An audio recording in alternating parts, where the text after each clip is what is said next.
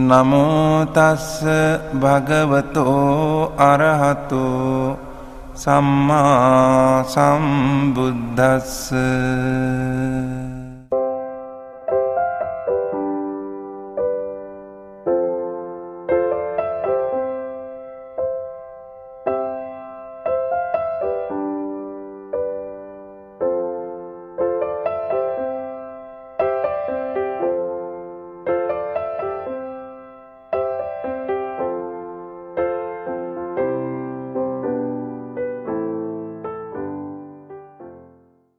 आदरणीय मोडक सरांचा जो विषय होता, ज्यावर त्यांनी परिपूर्ण असा अभ्यास केला, तो विषय म्हणजेच देवदत्त.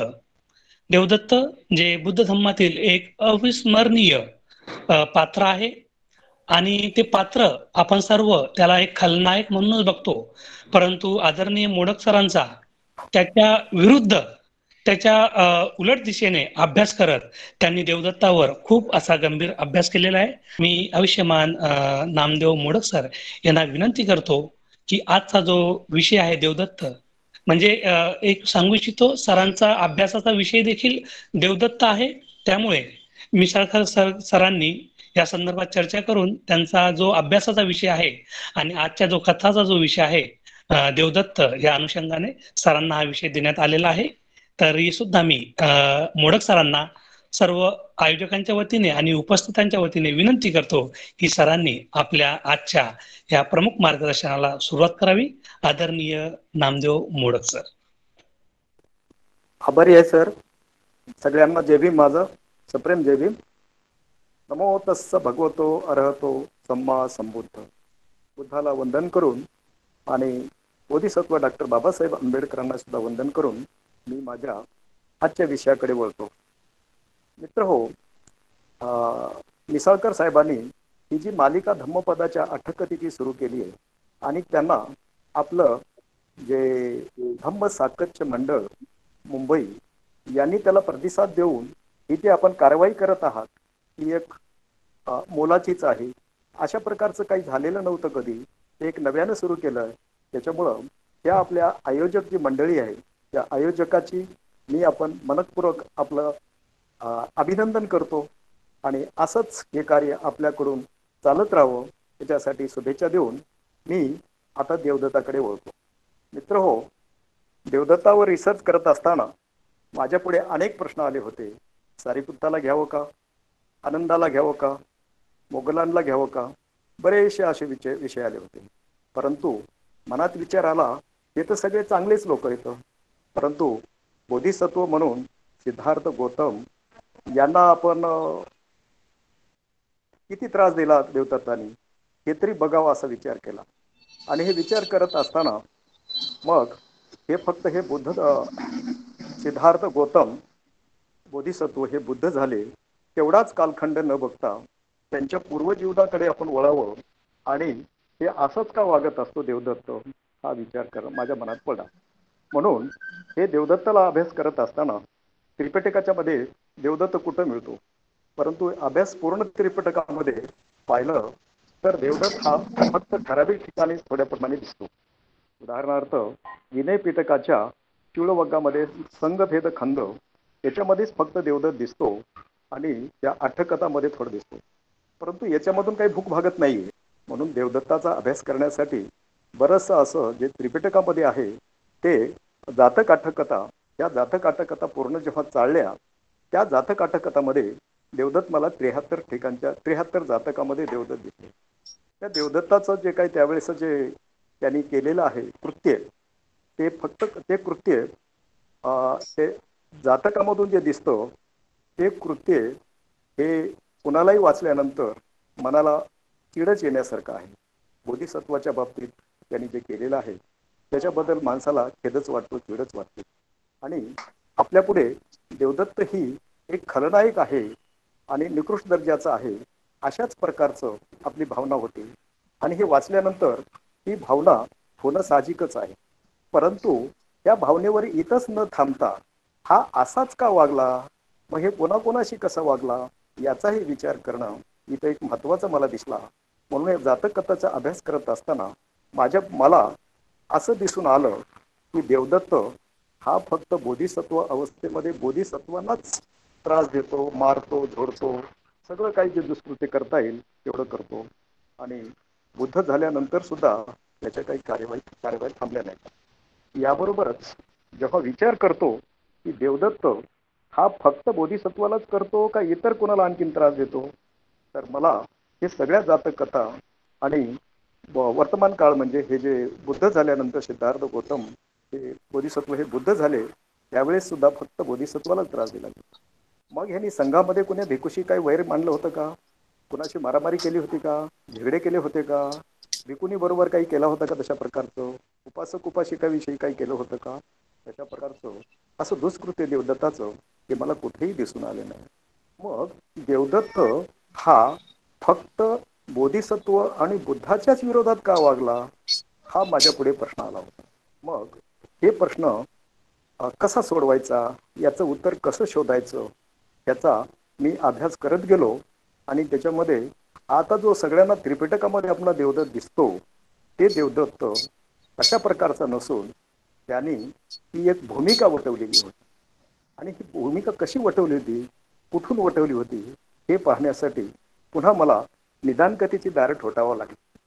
निदानकथेचे जेव्हा अभ्यास करतो त्यावेळेस जेव्हा सुमेध बोधी म्हणून बोधिसत्व असतात, हे तपस्वी असतात, जटिल तपस्वी असतात, त्यांची आणि तत्पूर्वीचे दीपंकर बुद्धांची भेट झाली त्यावेळेस त्या भेटीमध्ये बोधिसत्व नव्हते, जटिल होते तपस्वी म्हणून सुमेध बोधी त्यांची भेट झाली तेव्हा ज्या वेळेस म्हणजे याच्याविषयी सांगायचं म्हणजे मी तिकडेच जास्त जाईल म्हणून थोडक्यात ते आटोपतो की सुमेध बोधींनी विचार केला. तो अमरावती मध्ये राहत होता, नगरी होती चक्रवर्ती राहायचे, त्या ठिकाणी श्रीमंताचा मुलगा होता आणि त्यांनी विचार केला ही जी संपत्ती आहे ही संपत्ती माझ्या आईकडची वडिलाकडची एवढी संपत्ती आहे, ही संपत्ती कोणीही नेली नाही, मी संपत्ती घेऊन काय करू.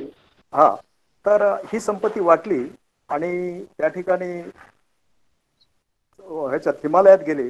हिमालयात गेल्यानंतर त्या ठिकाणी जेव्हा तप केलं त्यावेळेस तपामधून त्यांना 5 अभिज्ञा मिळाल्या म्हणजे रीतिबल प्राप्त झाले आणि त्याच वेळेस बोधिसत्व दीपंकर यांना बोधगया इथं सम्यक संबोधी प्राप्त झाली आणि ह्या दोघांची भेट रम्यक नगरी या ठिकाणी झाली ती बहुतांशी सगळ्यांनाच माहीत आहे.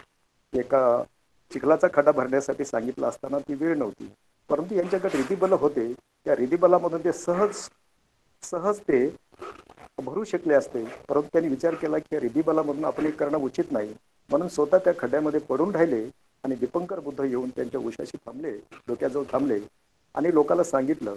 मग त्यावेळेस थोडं पाठीमाग जातो कारण त्यावेळेस त्यांनी संकल्प केला होता मी माझ्या रीतिबलाने खड्डा आताच बुजू शकतो आणि दीपंकर बुद्धाच्या संघामध्ये मी सामील होऊ शकतो, परंतु तसं करणं नको आहे. मला हे भवसंसार पार करून जाण्यासाठी त्या जनतेला सुद्धा मला काही प्रमाणात घेऊन गेलं पाहिजे म्हणून त्यावेळेस सम्यक संबुद्ध बनण्याचा त्यांनी तिथं संकल्प केला आणि संकल्प हा केल्यानंतर हे संकल्प त्याच्या मनामधला दीपंकर बुद्ध आले तेव्हा त्यांनी तो सगळा जाणला आणि लोकांपुढे सांगितलं हे पडलेले जटिल दिसतात ना, त्यांच्यामध्ये हे बोधीची बीज सम्यक संबोधीची बीज पेरली आहेत. हे सम्यक संबोधीची बीज पेरली म्हटलं आणि ते केल्यानंतर यांचे 8 वंजळी फुलं वाहून नंतर त्याची प्रदक्षिणा करून ते निघून गेले. दीपंकर बुद्धाच्या बरोबरच असलेले त्यांचे 4 लाख अरहंत यांनी सुद्धा यांची पूजा केली आणि ते निघून गेले. असं केल्यानंतर आता ह्या क्षणाला आपण काय अर्थ घेऊया, याचाच अर्थ असा की दीपंकर बुद्धांनी त्यांचं सम्यक संबुद्ध होण्याचं ते त्यांचं अधिष्ठान ते त्यांचा संकल्प पूर्ण होण्याबद्दलचं कन्फर्म केलं, अगदी खात्री दिली त्याची. ही खात्री दिल्यानंतर मग याच्यापासून आपण काय अनुमान काढतो की हे जे जटिल होते ते जटिल आता बोधिसत्व झाले, ज्यांच्यामध्ये बोधीचा अंकुर वाढत आहे ते आता बोधिसत्व झाले. म्हणून हे जे सुमेध बोधी होते त्याला आता बोधिसत्व म्हणायला लागले. मग दुसरी एक याच्यामध्ये आपला विचार करायला पाहिजे की या क्षणापासूनच जेवढे काही बोधिसत्व असतील, ज्यांनी काही संकल्प केला असेल पुढचे, ते संकल्प पूर्ण करण्यासाठी ते आटोकाट पारमिता भरून ते प्रयत्न करतात. आता सिद्धार्थ गौतम बुद्धाचा जेव्हा सिद्धार्थ गौतम बुद्धाने जेव्हा ही सम्यक संबोधीची बीज पेरली, तो क्षण म्हणजे दीपंकर बुद्धांनी डिक्लेअर केलेलं आहे. आणि त्याच क्षणापासून बोधिसत्व म्हणून त्यांची सिनियरिटी तिथं काउंट होत असते. म्हणून अनेक सम्यक संबुद्ध हे अनेक बोधिसत्व असतील, त्यांची सिनियरिटी इथं तत्कालीन काळात अनेक बुद्धाच्या काळामध्ये ते बुद्धाकडे गेल्यानंतर त्यांनी डिक्लेअर करतात त्यांचा संकल्प, आणि तेव्हा त्यापासून त्यांची सिनियरिटी म्हणजेच त्यांचं त्या ठिकाणापासून बोधिसत्व सम्यक संबुद्ध प्राप्त करण्यासाठी पुढे जातात. मग आता हा संकल्प पुरा होईल म्हणून सांगल्यानंतर किती वर्षानंतर होईल, तर 4 असंख्य 1,00,000 कल्पानंतर हे सुमेध बोधी हे सम्यक संबुद्ध होतील हे सांगितलं. आणि याबरोबरच त्यांनी पुढचं भविष्य वर्तवलं. तर यांचा जन्म कुठं होईल, ते कोणते राजपुत्र कसे आहेत, महामाया, सिद्धोधन राजा, उपस्थाक म्हणून, सेवक म्हणून आनंद, सारीपुत्त मोगलान हे त्यांचे अग्रश्रावक, आणि बऱ्याचशा गोष्टी त्यांनी त्यांच्याबद्दल उतरल्या. मात्र त्याच्यामध्ये खलनायक म्हणून देवदत्त होईल अशा प्रकारचं कुठंही सांगितलेलं नाही. म्हणून या काळामध्ये प्रत्येकाला जे काही वाटून दिलेली कामं होते असंच आपण त्याचा अर्थ काढूया. सारीपुत्तांनी अग्रश्रावक म्हणून काम करायचं, मोगलांनी अग्रश्रावक म्हणून काम करायचं, आणि आनंदाने आणि यशोधरेने सिद्धार्थ गौतमाला म्हणजेच बोधिसत्वाची जी चेतना आहे वेगवेगळ्या जन्मामधून त्यांचं रक्षण करायचं, त्यांना जीवदान द्यायचं, अनेक अडचणीमधून वाढवायचं, अशा प्रकारचं त्यांनी ते काम केलं. याच्यापैकी अशा प्रकारचे देवदत्त हे बोधिसत्व म्हणून आता जे सुमेध बोधी ते सिद्धार्थ गौतम बुद्ध होईपर्यंत यांना ज्या काही पारमिता पूर्ण कराव्या लागल्या, या पारमितांच्या काळामध्ये हा देवदत्त त्यांच्यासोबत वेगवेगळ्या योनीमध्ये जन्म घेऊन तिथंच त्यांच्यासोबतच त्यांचा छळ करायचा त्रासासाठी राहतो. मग आता इथं बरेचसे प्रश्न निर्माण होतात. हा निकृष्ट दर्जाचा देवदत्त होता आणि अशा प्रकारचे दुष्कृत्य अकुशल कर्म करत होता, तर यांना बोधिसत्वाबरोबर राहण्याची संधी का मिळत होती, बोधिसत्वाबरोबर तो का राहत होता, बोधिसत्व त्यांना का घेत होते, यालाही कारण काय आहेत ते आपण आता याच्यामधून आपण बघूया. तर याच्यामध्ये आता हे पार्श्वभूमी पूर्वी झाली, तोही त्या बोधिसत्व सिद्धार्थ हे त्यांच्या 4 असंख्य 1,00,000 कल्पामध्ये पारमिता पूर्ण करत असताना देवदत्त त्यांच्या बरोबर हा छळाचंच कृत्य करत होता. या छळाचं कसं झालं त्याचं अनालिसिस मी शेवटी सांगेन. मग हे छळ करत होता या दृष्टीने पाहिल्यानंतर सगळ्याच प्रकारचा हा दर्जाचा वाईट विलन असाच आपल्यास उभा राहतो. मग आता हे 10 ह्या पारमिता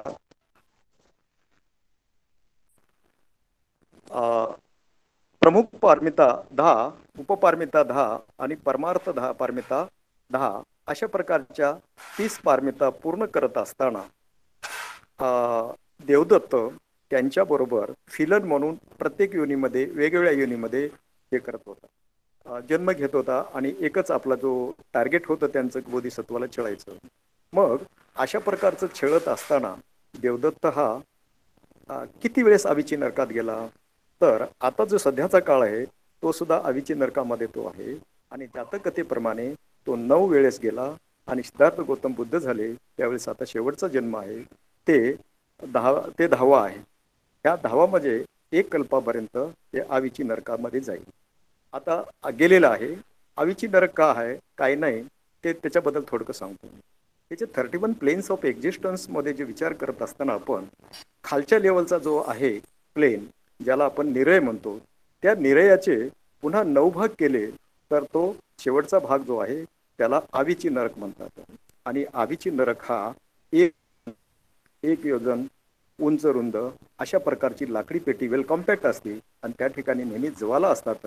त्या ज्वालामध्ये तो सतत जळत असतो, मरत असतो, जळत असतो, मरत असतो. म्हणजे सांगायचं म्हणजे देवदत्ताची जी चेतना आहे त्या चेतनेला त्या ठिकाणी अतोनात छळ होतो, त्यांना ते दुःख भोगावं लागतं.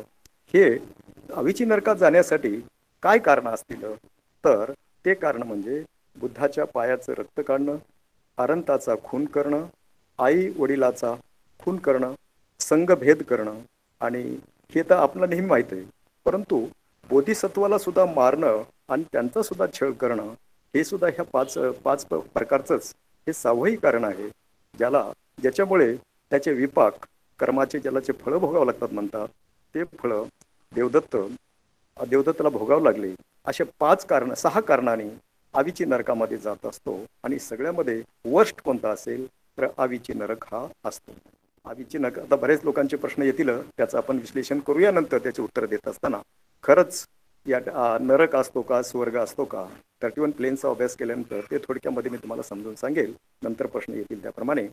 परंतु आता ही जी मला अठ्ठकथा दिलेली आहे देवदत्ताची, इध तपती पेच तपती पापकारी उभय तपती पापम मे कतंती तपती भियो तपती दुगती. म्हणजे याचा अर्थ असा, ग्रॉस अर्थ सांगितला, या जन्मामध्ये सुद्धा जो पापी असतो, या जन्मामध्ये सुद्धा त्याला त्याचे फळं भोगावं लागतात. म्हणून तो तापत असतो, छळ होतो त्याचा. आणि दुसरा जन्म घेतल्यानंतर त्यामध्ये सुद्धा त्याला तशाच प्रकारचं तापावं लागतं, छळ होतो, त्याला दुःख भोगावं लागतं.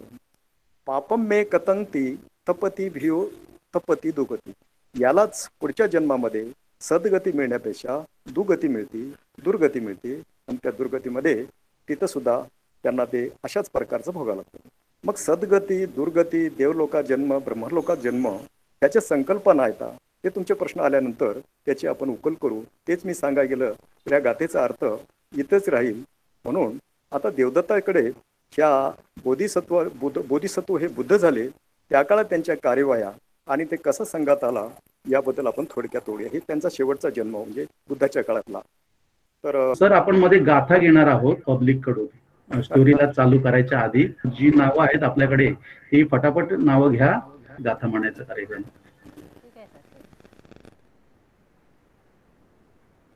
डॉक्टर नताशा शेषवारे. इध तपती पेच तपती पापकारी उभयथ तपती पापं मे कतन्ति तपति भियो तपति दुगतिं गतो. जय भीम. नमो बुद्धाय. जय भीम सर्वांना. इद तपति पेच तपति पापकारी उभयथ तपति पापमे कतन्ति तपति भियो तपति दुगतिं गतो. साधु साधु. इद तपति पेच तपति पापकारी उभयथ तपति पापं मे कतन्ति तपति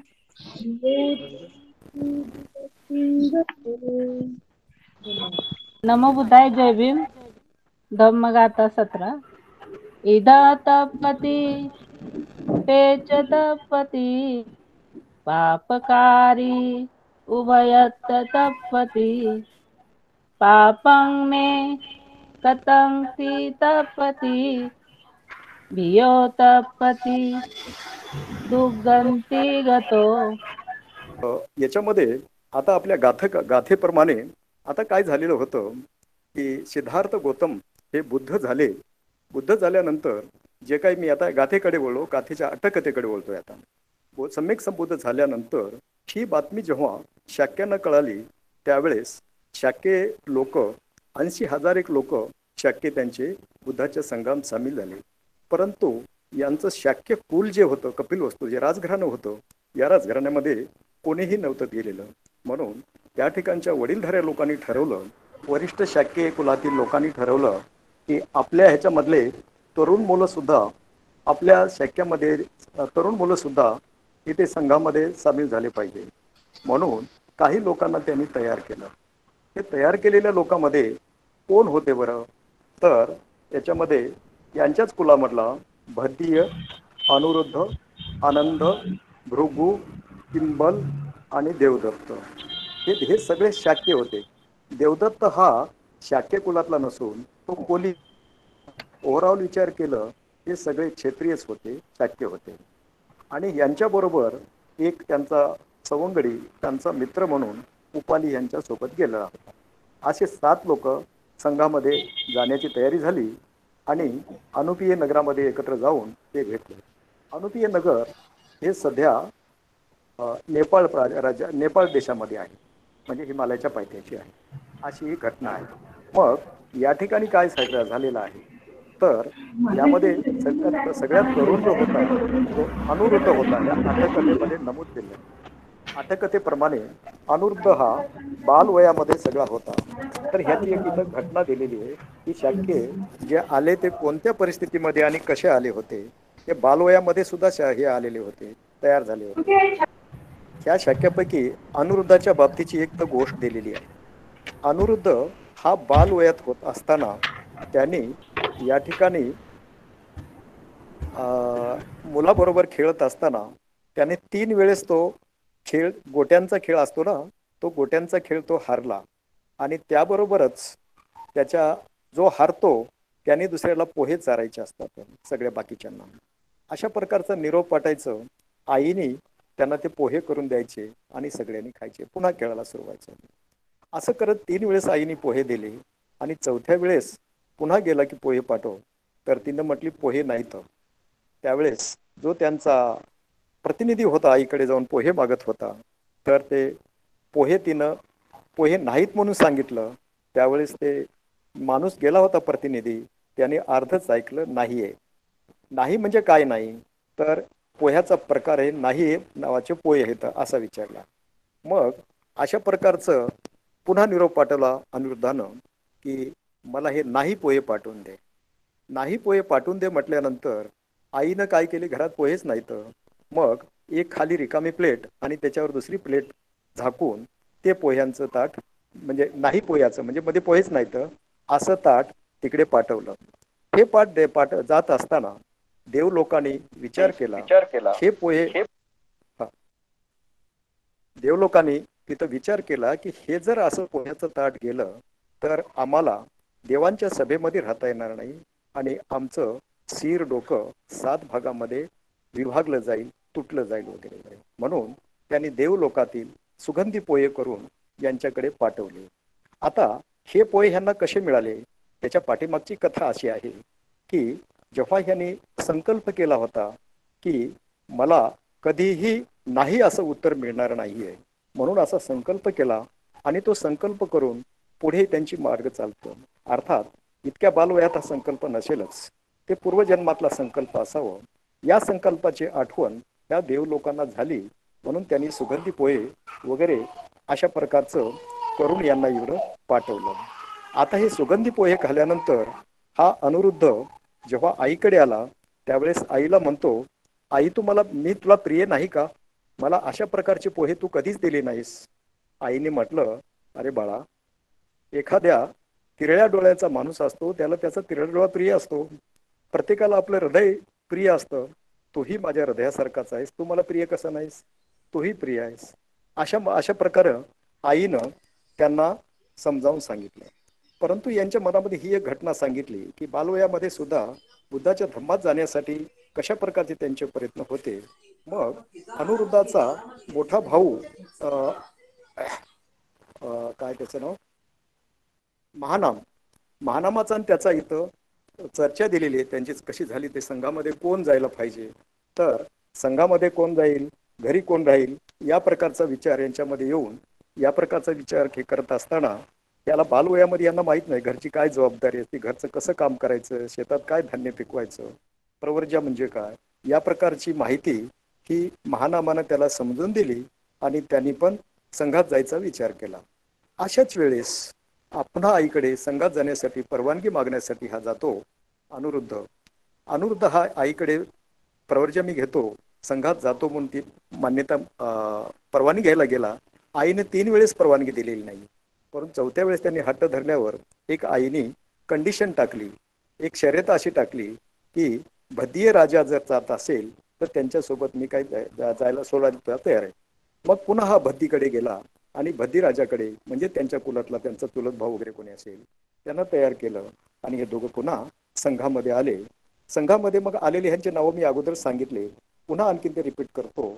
भद्दीय, शाक्य राजा, अनिरुद्ध, आनंद, भृगू, किंबल, देवदत्त अशा प्रकारचे 6 लोक बुद्धाकडे जाण्यासाठी निघाले. अर्ध्या वाटेत आल्यानंतर हे सगळे राजकुमार होते हो. राजकुमार म्हटल्यानंतर त्यांच्याबरोबर येणारा नाव्याचा उपाली सुद्धा होता. मग त्यांनी आपले मुकुट वगैरे उतरले आणि या नाव्याकडे देऊन सांगितलं की तू आता घरी जा आणि हे तुला काय करायचं ते कर, आमचे हे गहिने वगैरे हे तर शिंगार आहे, तो काय करायचं ते कर. तो घेऊन तो रस्त्यामध्ये गेला आणि त्यांनी विचार केला की हे चंड लोक आहेत, हे मला मारून टाकतील, असं जीवन जगण्यापेक्षा आपण यांच्याबरोबर गेलेलं बरं आहे. म्हणून त्यांचे दिलेले ते मुकुट वगैरे, त्यांचे गहिने वगैरे काय असतील ते झाडाला बांधले आणि तो यांच्या बरोबर बुद्धाकडे गेला अनुपीय नगरापर्यंत. तिथे गेल्यानंतर जेव्हा आता प्रवर्जा द्यायचा संबंध येतो त्यावेळेस प्रवर्जा कुणाला पहिली द्यावी अशा प्रकारचा जेव्हा विचार झाला त्यावेळेस आनंदाने बुद्धांना विनंती केली की तथागत हा आमच्या खालच्या जातीचा आहे, खालच्या वर्णाचा आहे, त्याला आम्ही नेहमीसाठी बाहेर ठेवतो.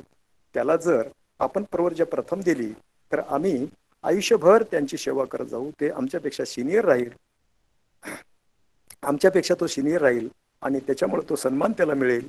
म्हणून याची प्रवर्जा या 6 लोकांपेक्षा प्रथम प्रवर्जा जे आहे हे उपालीची प्रथम प्रवर्जा झाली. आणि अशा रीतीनं हे लोक या लोकांनी पुन्हा ते आता संघामध्ये राहिले. या ठिकाणी संघात राहिल्यानंतर प्रथम भृगू आणि किंबल हे आरंत झाले आणि बाकीचे जे आहेत ते आनंद हे स्वतःपतीच राहिले. स्वतःपती बुद्धाच्या महापरिनिर्वाणापर्यंत स्वतःपतीच राहिला. त्यांनी काही तेवढे मोठा केले नाही, प्रयत्न केले नाहीत असं नाहीये. परंतु त्याच्या पाठीमागे काय होणार आहे, कर्म कसे असतात, त्यांनी कोणती भूमिका बजवायची असती, हे कारण त्याच्या पाठीमागे असतं. हा प्रश्न नंतर विचारा, याचा आपण चर्चा करूया. आणि देवदत्ताच्या बाबतीतच आपल्याला बोलायचं असेल तर देवदत्तांना ह्या 5 अभिज्ञा प्राप्त झाल्या होत्या. साध्या होत्या, कोणी शिलाचं पालन करून ते करू शकतो. मात्र देवदत्तांनी या ठिकाणी आता चांगल्या प्रकारची ध्यान साधना करून तेवढ्या प्रकारचं केलं. देवदत्त, आता देवदत्ताविषयीच आपण कॉन्सन्ट्रेट करत असताना देवदत्त जेव्हा संघामध्ये आला तेव्हा जिकडे तिकडे त्याची प्रशंसा व्हायला लागली. संघामध्ये इतक्या चांगल्या प्रकारे वागत होता. भिक्खू बरोबर खूप चांगल्या प्रकारे तो वागायचा, चांगलं राहायचा. म्हणून याच्या चांगुलपणाबद्दल राजगृह येथे समाजामध्ये जाऊन सारीपुत्ताने त्याच्याविषयी खूप प्रशंसात्मक उद्गार काढलेले होते. अशा प्रकारचं होतं. परंतु हा हुशार होता, देखणा होता आणि त्याची सगळ्यात मोठं म्हणजे त्याचं मानसशास्त्र इतकं चांगलं होतं. परंतु हे मानसशास्त्र आणि इतका चांगल्या प्रकारचा देवदत्त होता, तो त्याचा मोठेपण त्याला ते तिथं पचलं नाही, त्याला ते सहन झालेलं नाहीये. म्हणण्यापेक्षा तोची काय झाली, आता फार मोठं होण्याची त्याची इच्छा वाढली.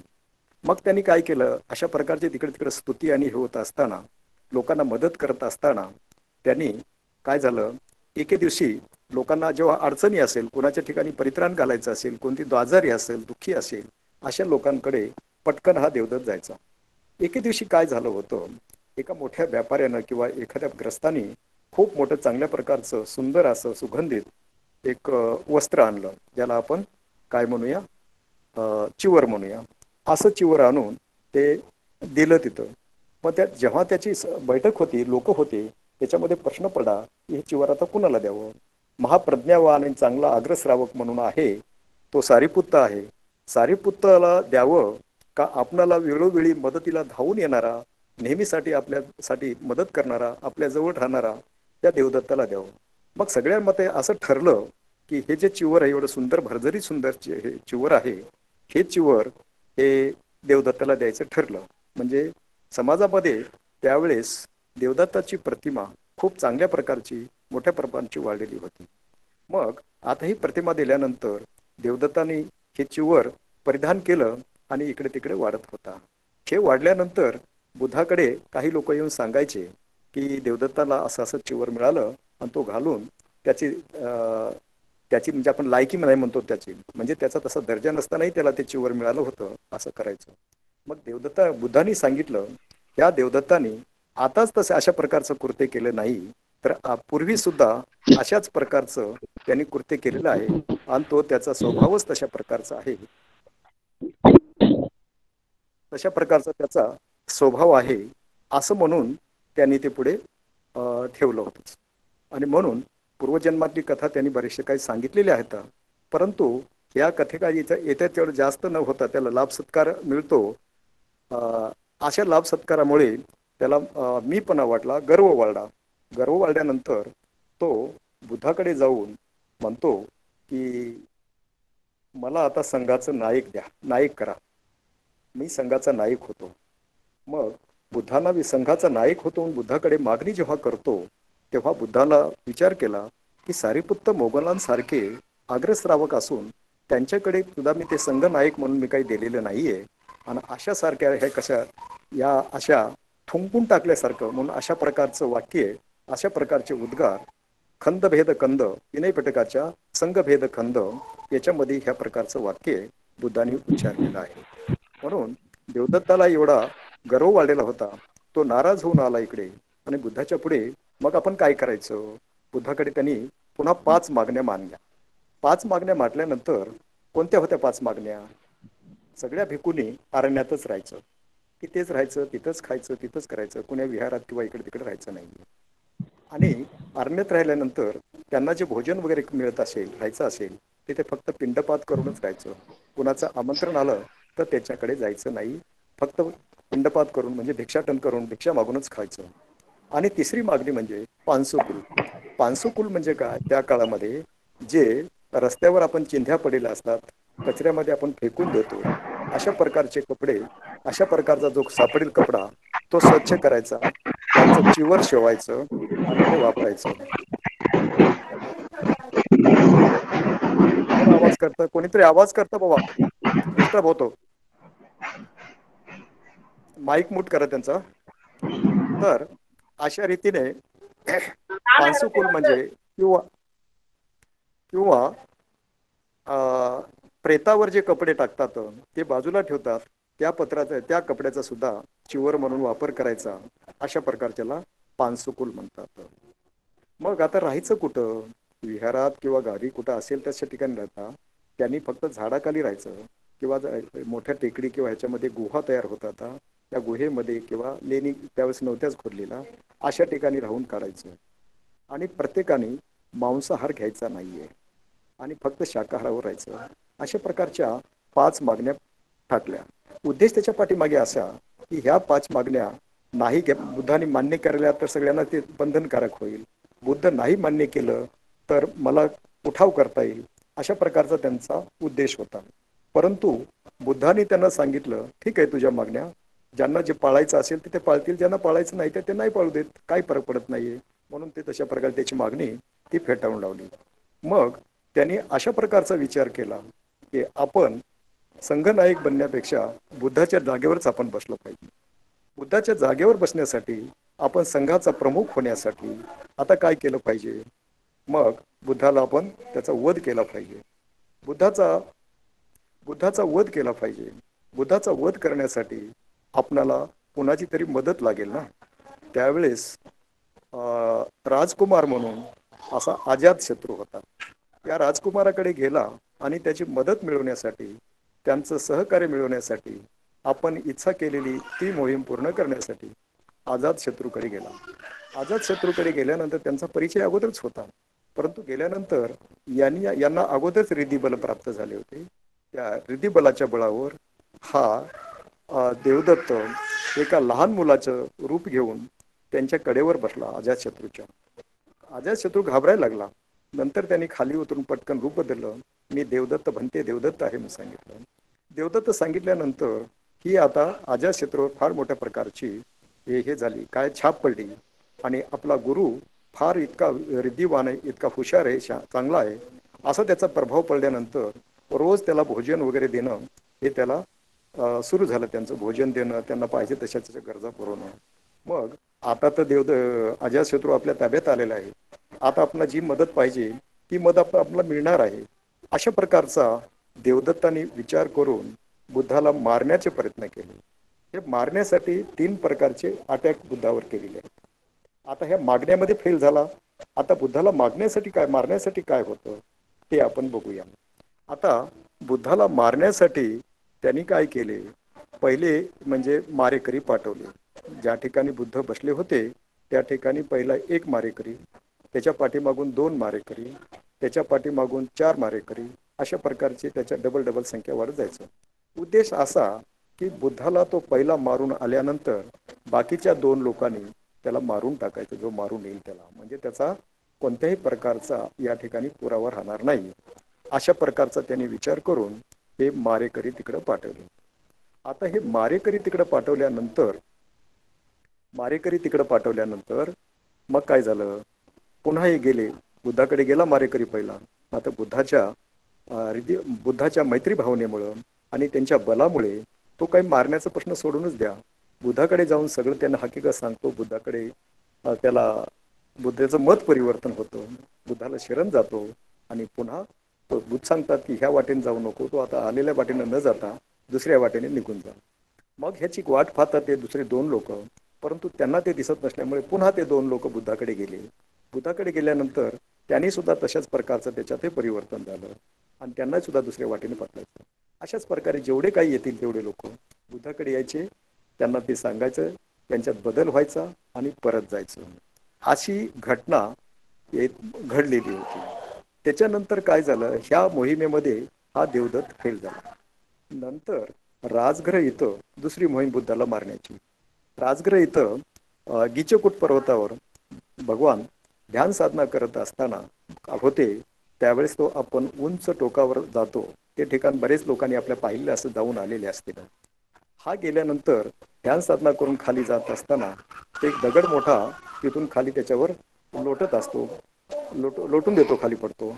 परंतु असे काही ठिकाणी वाचलंय की हा दगड खाली न जाता देवताने दुसरा दगड तिथं ठेवला आणि त्याच्यात आडून तिथं बसला. आणि अरे काय झालं, त्या दगडाचा एक तुकडा उडाला आणि बुद्धाच्या पायाला लागला, त्याच्यातून रक्त निघालं. त्याचा ऑपरेशन त्यावेळेस ते बुद्धाचे डॉक्टर होते संघाचे, ते युवकांनी त्याच्यावर ऑपरेशन करून इलाज केला. अशा रीतीनं ही एक मारण्याची कार्यवाही, संघभेदाची पुढे कारवाई.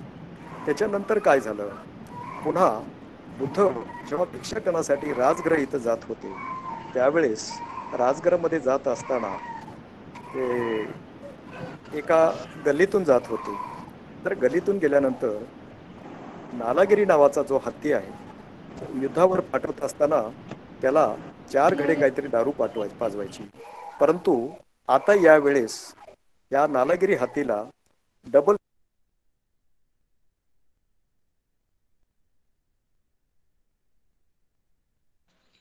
सर तुमचा माईक बंद झालाय. हा, आता येतो का आवाज? आता येतो का आवाज साहेब? ओके. हा, मग हा दालागिरी हाती त्यांच्यावर सोडला तेव्हा आनंद बुद्धाच्या पुढे जातो. हा, थँक्यू. बुद्धाच्या पुढे जातो आणि सांगतो की तथागत आपण बाजूला जा, मी त्याच्या पुढे जातो. मग त्यावेळेचा डायलॉग फार महत्त्वाचा आहे. आनंदा, तो हत्ती मला मारणार नाहीये, माझेही तसे दिवस आलेले नाहीत आणि सारीपुत्ताच्या ह्याच्या नालागिरी हत्तीच्या हातून नालागिरीकडून अशा प्रकारचं हे बुद्धाला मारण्याचं हे कृत्य घडणार नाहीये, म्हणून तू काही चिंता करू नको, नालागिरी आपल्याला काही करणार नाही. म्हणून या घटनेतून आपल्याला असं दिसून येतं की बुद्ध परचित्त ज्ञानानं समोरच्या व्यक्तीचं किंवा त्या चित्ताची जी चेतना आहे त्याचे कर्म कोणते उदयास आलेले आहेत ते सहज जाणत होते. म्हणून बुद्धाने देवदत्ताचं हे कृत्य केलेलं, नालागिरी हत्ती हा हे पूर्ण त्याची मोहीम पूर्ण करू शकणार नाही हे त्याच्या कर्मावरून हे बुद्धाने जाणलं होतं. मग हत्ती त्यांच्या पुढे आला आणि खाली पाय टेकून सोंडेनं त्याची चरणाची धूळ आपल्या अंगावर फेकून तो परत आपल्या मार्गाने गेला. या ठिकाणी सुद्धा देवदत्त फेलच झालेला आहे. म्हणजे या 3ही कृतीमध्ये तो फेल झाल्यानंतर आता काय करायचं, त्याच्यामुळे प्रश्न पडला होता. या तिन्ही कृत्या केल्यानंतर समाजामध्ये हे जेव्हा माहिती गेली त्यावेळेस ह्या देवदत्ताने दुसरी प्लॅनिंग केली. दुसरी प्लॅनिंग करण्यासाठी आता दुसरा पर्याय शेवटचा राहिला. म्हणजे काय राहिला आहे, आता संघभेद करायचं. संघामध्ये वचीपुत्रक म्हणून वैशालीचे वचीपुत्रक हजर झाले होते संघामध्ये. ते नवीन होते, त्यांना काही माहीत नव्हतं, अज्ञानी होते. हे लोक 500 लोक होते. त्या लोकांना बोलावून घेतला किंवा जवळ गेला आणि त्या लोकांचा आपण नायक बनला. नायक बनल्यानंतर अशा प्रकारचं कठोर तपश्चर्या करणं आणि अनंतपदाकडे चांगल्या प्रकारचं जाता येईल म्हणून बुद्धांनी तर माझ्या 4-5 मागण्या मान्य केलेल्याच नाहीत. म्हणून आपण आपल्या चांगल्या प्रकारचं राहूया आणि दुसरीकडे आपण जाऊन आपलं वेगळं स्थान करूया, आपला संघ निर्माण करूया. अशा रीतीनं 500 लोकांना त्यांनी बाजूला घेतलं आणि त्यांच्या हातामध्ये एक एक काठी दिली. त्या काठीला शलाका म्हणतात. शलाका म्हणजे एक प्रकारची त्यानं शपथ घ्यायची. म्हणजे शलाका हातात घेतली, मी 100% आता आपण सांगाल त्याप्रमाणे मी वागायला तयार आहे, करायलाच एक सगळं तयार आहे, असं म्हणून त्या शलाका सगळ्याला गेल्या. आणि ते सगळे गेले. त्यांना घेऊन कुठे गेला तो,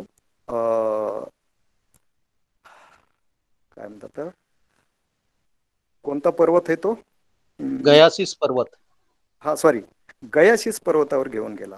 गयाशीस पर्वतावर तिथे घेऊन गेल्यानंतर त्या ठिकाणी राहायला लागला. ही बातमी जेव्हा बुद्धाला कळाली, सारीपुत्त मोगलांना कळाली, त्यावेळेस सारीपुत्त मोगलांनी बुद्धाला सांगितलं की आता त्यांना घेऊन ये. त्यांच्याबद्दलची अनुकंपा, त्यांचं कल्याण तिकडे जाऊन होणार नाहीये. देवदत्ताजवळ अशा प्रकारचं कधीही कल्याण होणार नाहीये, म्हणून त्यांना घेऊन ये. म्हणून सारीपुत्त मोगलान हे गयाशीस पर्वतावर त्यांना घेऊन येण्यासाठी गेले. तिथे गेल्यानंतर त्या ठिकाणी देवदत्ताने त्या लोकांनी सारीपुत्त मोगलांना त्यांना आसन दिलं त्यांचं बसायचं. त्या ठिकाणी बसले आणि ते तिथं आले. याच वेळेस देवदत्ताचा हा जो मित्र होता जवळचा, कोकालिक म्हणायचा, कोकालिकाने देवदत्ताला सांगितलं, देवदत्त हे एक मायावी आहेत, हे फार वाईट लोक आहेत, त्यांच्यावर तू विश्वास ठेवू नको, तू जागरूक राहा, त्यांच्यावर अजिबात विश्वास ठेवायचा नाही, मायावी आहेत, धोका देतील. अशा प्रकारची परिस्थिती सारीपुत्त मोगलांच्या बाबतची देवदत्ताला सांगितली. परंतु देवदत्त हा अशा प्रकारचं ऐकून घेण्याच्या मूडमध्येच नव्हता. मग त्यांनी काय केलं, देवदत्ताचं त्या ठिकाणी प्रवचन चालू होतं, लोकांना समजून सांगत होता धम्म.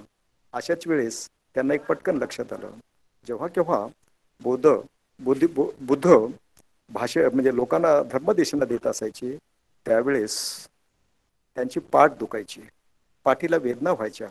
अशा वेळेस ते सारीपुत्ताला सांगायचे की सारीपुत्त, माझं जे प्रवचन आहे, मी जे सांगत आहे लोकांना धम्म, तो धम्म आता पुढे सुरू कर. म्हणून बुद्धाने याचं खाली लेटायचं, खाली झोपायचं त्यांनी, आणि सारीपुत्तांनी पुढे कंटिन्यू करायचं. आता मी सुद्धा बुद्धासारखाच आहे अशी देवदत्ताची भावना झाली. आणि ह्या देवदत्तांनी काय केलं की देवदत्तांनी असं केलं की आता तू हे आता पुढचं प्रवचन माझं सुरू कर, मी थोडं बाजूला लोटतो. मग तशा प्रकारे तो खाली लेटला, खाली पडला म्हणजे झोपला म्हणा. तर त्यावेळेस तो गाढ झोपेमध्ये गेला. अर्थात गाढ झोपेमध्ये जायचं, काही करायचं, ही किमया सारीपुत्ताकडे होती, ते काय सांगायला नको, मोगलांकडे होती, काही सांगायला नको. प्रकार तो गाढ झोपेमध्ये गेला आणि सारीपुत्तानं त्यांना धम्म कथा सांगितल्या, सगळ्याच प्रकार सांगितलं, त्यांचे मतं वळवले आणि सगळ्यांना आकाश मार्गाने घेऊन राजगडला घेऊन आले. आणि बुद्धाकडे आल्यानंतर ते सगळं राहिलं. सगळ्या प्रकारे त्यांनी त्यांचं स्वागत केलं, त्यांना धम्म सांगितला. अशा प्रकारचे देवदत्ताने संघभेद केलेला होता. हा संघभेद केल्यानंतर आता समाजामधून याच्याकडे बघण्याचा दृष्टिकोन फार बदललेला होता. म्हणून कोणी त्याला भोजन सुद्धा बोलत नव्हते. अक्षरशः त्याने भीक मागून खायचा. आता हे भीक मागून खात असताना त्याची फार दयनीय परिस्थिती झाली. म्हणून वैफल्य झालं होतं. वैफल्य म्हणण्यापेक्षा वैफल्याचा प्रश्नच येत नाही तिथं. त्याची दयनीय परिस्थिती झाली म्हणून तो आजारी पडला. आजारी पडल्यानंतर त्याचं मरण दिसू लागलं. नंतर त्यांचे कोकालिक, समुद्र अशा प्रकारचे त्यांचे सेवक होते, मित्र होते, संघाचे जे जवळचे जीवलग लोक होते, त्या लोकांनी त्यांना खाटेवर घेऊन बुद्धाचं शेवटचं दर्शन घेण्यासाठी तो तिथं येतोय. मग तो येत असताना कुठं श्रावस्तीला येत असतो. श्रावस्तीला येत असताना आनंदाने बुद्धाला सांगायचं की आपल्या भेटीसाठी हा इथं येत आहे.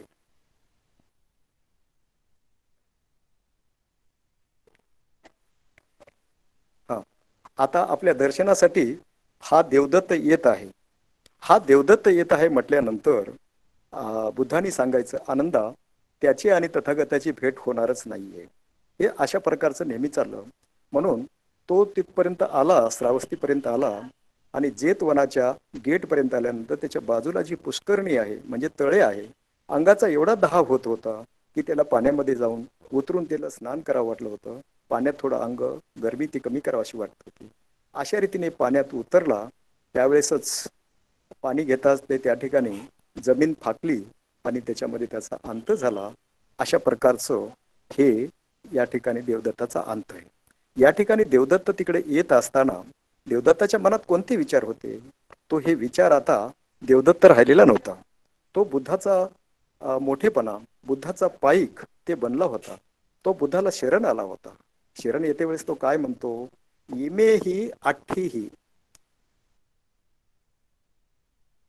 इमे ही आठ्ठीही तमग्ग पुग्गलं देवाती देवं नर दम्म सारथी समंत चक्षु सत्त पुण्य लखनं पनेहि बुद्धं शरणं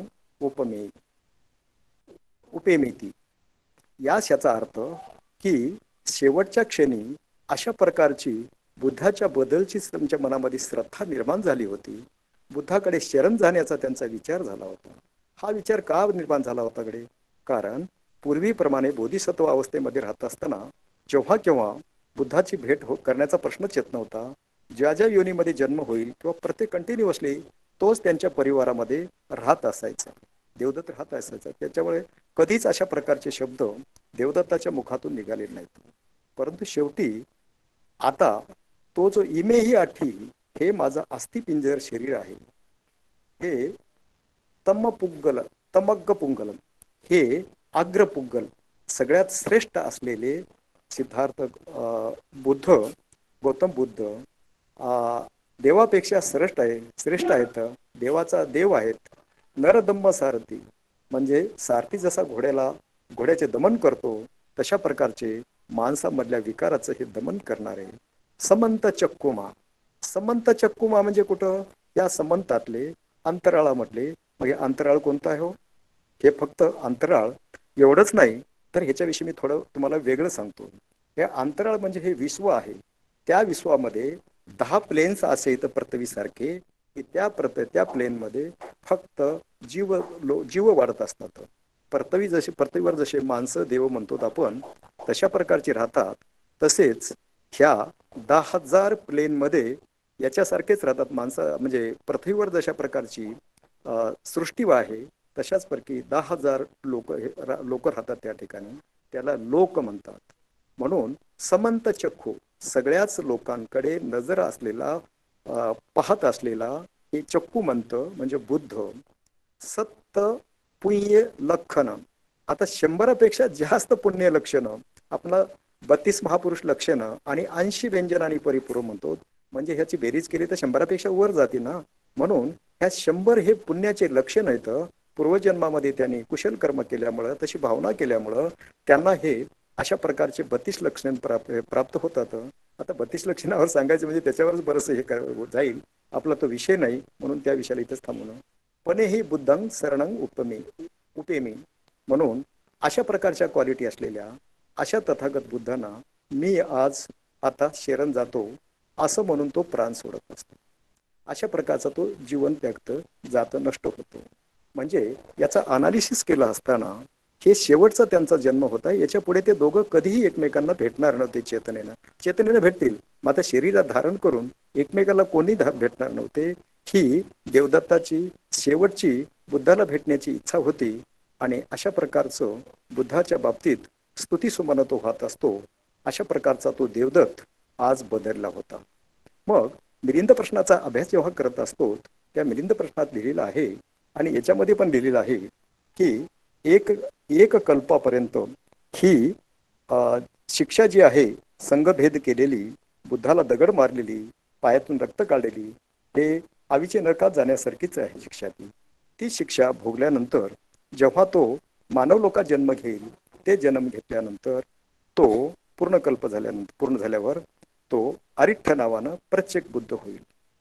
अशा प्रकारचं देवदत्ताच्या बाबतीचं त्रिपेटकामध्ये असं वर्णन आहे, म्हणजे मिलिंदपय्यामध्ये वर्णन आहे.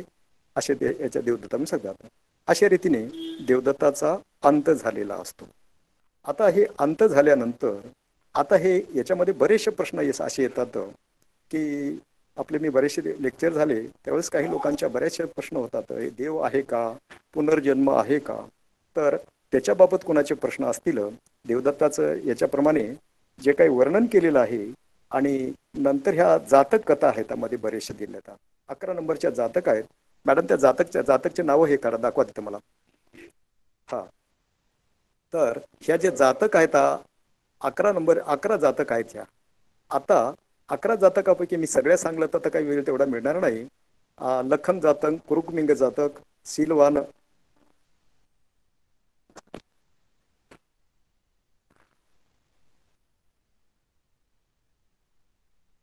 शीलव नागराज जातक, कुरुंगमेघ जातक आणि उभोतब्ब, विरक जातक, दुःखनिपात, कर्कटक जातक, जव सकून जातक, खंतीवादी जातक, चूल धम्मपाल आणि चूलहंस जातक, महाहंस जातक, अशा प्रकारच्या 11-12 त्या जातक आहेत. त्याच्यापैकी सगळ्यात सांगणं जातं काही शक्य नाही. आता हे शीलव नागराज विषयी मी तुम्हाला थोडक्यात सांगतो. जेव्हा बोधिसत्व अवस्थेमध्ये सिद्धार्थ गौतम म्हणजे बोधिसत्व होते त्यावेळेस त्यांचा जन्म हे हत्ती योनीमध्ये जन्मला होता. नाग म्हणजे शब्दाचा अर्थ आणि जातक म्हणजे जात म्हणजे जन्म, जातक म्हणजे पूर्वजन्मामध्ये घडलेलं घटना. ही घटना म्हणजेच जातक आणि ह्या जातक म्हणजे जन्मामध्ये घडलेली घटना आहे. ही घटना आपणाला ह्या अठ्ठकथेप्रमाणे, अर्थकथा ह्या शब्दाचा अर्थ, अठ्ठकथा पाली शब्द आहे. अठ्ठ म्हणजे अर्थ, कथा म्हणजे गोष्ट. ही गोष्ट नाही, ही दंतकथा नाही. बोधिसत्वाच्या जीवनामध्ये ऍक्च्युअल घडलेल्या घटना येतात. आणि जेव्हा बुद्ध काहीतरी भिक्खू जेव्हा काही चर्चा करत असतात त्यावेळेस बुद्ध हे प्रज्ञेने जाणायचे आणि ही चर्चा काहीतरी भरकट दुसरीकडे जाऊ नये म्हणून बुद्ध जवळ जाऊन सांगायचे की तुम्ही काय करत होतात. भिक्खूंना विचारायचं तुमचं काय चर्चा चालली होती, कशाबद्दलची चालू होती. तर भिक्खूंनी सांगायचं की आम्ही ह्या विषयावर आम्ही चर्चा करत होतो. त्यावेळेस बुद्ध सांगायचे हो, ही चर्चा याच्या बाबतीत चालली, देवदत्ताच्या बाबतीत चालली चर्चा म्हणून. त्यांनी सांगायचे की देवदत्ताविषयी आम्ही अशा प्रकारची चर्चा करतो. मग बुद्ध त्यांना सांगायचे पूर्वजन्मामध्ये घडलेली कथा. आता बोधिसत्व अवस्थेमध्ये बुद्ध असायचे आणि त्यावेळेस या जातक कथा जेव्हा ते सांगायचे तर पूर्वजन्मामध्ये घडलेल्या घटना. तर ही जी शिलभ नागराज म्हणून आहे, जेव्हा हे हत्ती म्हणून एका जंगलामध्ये राहत असताना एक शिकारी तिथे जंगलामध्ये, शिकारी म्हणण्यापेक्षा एक माणूस त्या जंगलामधून जात असताना तो विसरला, ते रस्ताच विसरला होता. आता हा रस्ता विसरला तर ते रस्ता विसरल्यानंतर त्याला मोठा प्रश्न होता, रडत होता इकडे तिकडे. रडत असताना बोधिसत्वाने ते ऐकलं, ते नागराजाने, शिलव नागराजाने ऐकलं आणि त्यांच्याकडे गेले आणि त्याचा प्रश्न जाणला आणि प्रश्न जाणून त्याला आपल्या पाठीवर घेऊन सरळ तो मोठ्या रस्त्यात लावलं, वाराणसीला जाणाऱ्या रस्त्याकडे त्याला लावलं आणि ते रस्त्याला लावून मग ते परत आले. परंतु त्यांना सांगितलं की नाही, सांगण्यापेक्षा त्यांनी हा विचार केला, त्या माणसाने विचार केला, तो माणूस म्हणजे देवदत्त होता. त्यांनी विचार केला अरे याचे तर कितीतरी मोठे दात चांगले येतं, हे दात आपण त्यांना मागून करवतीनं कापून आपण ते घेऊन दुसरं व्यापारी विकलं पाहिजे मार्केटमध्ये, ह्याला फार मोठी किंमत येईल. अशा रीतीने पुन्हा ते तर रस्त्याहून शिलव नागराजाकडे जातो आणि त्याला विनंती करतो की मला तुझे दात दे. मग बोधिसत्वाची अशी हे असते, आयडल असतं की जो कोणी याचक त्यांच्याकडे येईल त्या याचकाला आपण दान देणं आवश्यक आहे. म्हणून दान ते देतच असतात. म्हणून करवत वगैरे घेऊन ये म्हणून सांगतात. ते करवत वगैरे हातोडीनं त्यांचे दात काढून घेतो, रक्तबंबाळ होतात आणि तिथं दात काढल्यामुळे त्यांना वेदना झाल्यामुळे बोधिसत्व शिलव नागराज तिथं मयत होतात. आणि त्याच्यामधून ह्या घटनेमुळे याला पुन्हा त्यावेळेस अविचनकात मागे जायचं असतं. अशा प्रकारची पूर्वजन्मामध्ये सुद्धा त्यांनी अशा प्रकारचं केलेली आहे, कृत्य केलेलं आहे. दुसरी एक कथा आहे,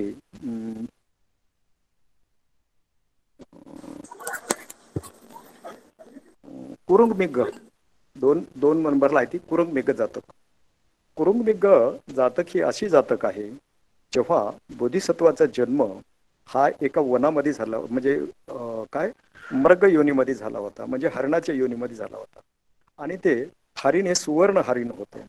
सुवर्ण हरिण होतं आणि त्या हरिणला पाहून त्याच्याकडून धम्म ऐकायची ही एका राजाच्या पत्नीला स्वप्न पडलं. आणि त्या स्वप्नामध्ये तिनं ते स्वप्न विचारलं की अशा प्रकारचा सुवर्ण हरिण हा कुठं आहे, ते कुठं आहे ते मला सांगा. आणि त्यावेळेस मला त्याच्याकडून धम्म ऐकायचा. हाच जंगलात गेला असता, त्याला मदत केली होती, तो देवदत्त, तो शिकारी म्हणून असतो, शिकाऱ्याला त्यांनी मदत केली असती, तो परत येतोय, राजाला सांगतो, राजाने हे केली असती, तांडोरा पिटवला असतो, जो कोणी अशा प्रकारच्या सुवर्ण हरणाची माहिती देईल त्याला आम्ही 1,00,000 देऊ म्हणून, म्हणजे त्यावेळेस जे काही चलन असेल ते चलन देऊ म्हणून सांगितल्यानंतर त्याला 1,000 त्या प्रकारचे नाणे चलन काय असेल ते दिले. आणि त्यांनी मग बऱ्याचशा मोठ्या सैन्याच्या लवाजण्यासाठी सह तो जंगलात राजा आणि तो गेला. राजा तिथे गेल्यानंतर त्याला बरीचशी मदत केली होती, संकटात सापडलं होतं त्याला, तरी यानं राजाला ही माहिती दिली. माहिती दिल्यानंतर त्या मृगाने म्हणजे हरिणाने, तू जात आहेस मात्र माझ्याविषयी ही कुणालाच माहिती सांगू नको असं सांगून सुद्धा त्यांनी राजाला ही माहिती सांगली, कारण पैशाचा तो लोभी होता. मग ते पैसे मिळण्यासाठी ते सांगितलं. सैन्य लोकांनी आलं, बोधिसत्वाला त्यांनी घेरलं आणि घेरल्यानंतर बोधिसत्वाने आता पळत जाऊन दुसरीकडे जाण्यापेक्षा आता आपण सामोरे गेलं पाहिजे म्हणून ते कोण असेल ते राजा त्यांनी ओळखला आणि राजाकडे गेले. राजाने सांगितलं काय कसं आहे ते दोघांचं झालं. त्याला राजाला धम्म शिकवला. धम्म शिकल्यानंतर राजाने त्यांना विनंती केली की माझ्या पत्नीला तुझ्याकडून धम्म ऐकायचं आहे. ते धम्म तिनं जाऊन सांगण्यासाठी सांगितलं. मग हे तुम्ही आलात कसे, तुम्हाला रस्ता कसा मिळाला, पुन्हा सांगितलं. तर त्यावेळेस जो माणूस म्हणून होता देवदत्त त्याला सांगितलं. राजाने त्याला सुद्धा त्या ठिकाणी मोठा दंड दिला. अशा प्रकारचे ही कुरुंगमिग आहे. दुसरी एक जातक आहे, ती एक सांगतो थोडक्यात, खंतीवादी.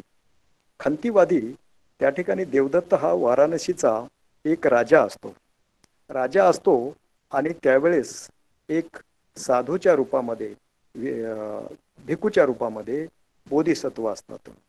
बोधिसत्व एका गार्डनमध्ये असतात, एका बागेमध्ये बसलेले असतात. आणि त्यावेळेस आपल्या राण्याच्या लवाजम्यासह राजा म्हणजे देवदत्त रथातून एक धुंद झालेला असतो नशापान करून.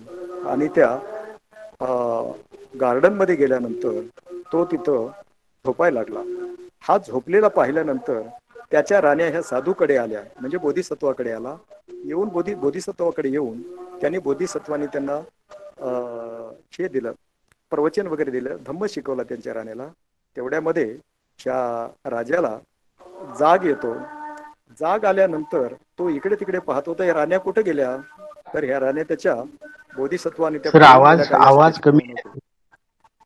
आवाज कमी येतो. हॅलो, आवाज कमी येतो का? नाही, व्यवस्थित येतो सर, व्यवस्थित येतो. चालू ठेवा तुम्ही. इथे नमाज पाडतात तर त्याचा कदाचित डिस्टर्ब असेल. आमच्याजवळ मस्जिद आहे ते. नाही, तुमचा आवाज व्यवस्थित आहे सर, तुम्ही कंटिन्यू करा. बरं, थँक्यू. तर काय कुठपर्यंत आलं होतं?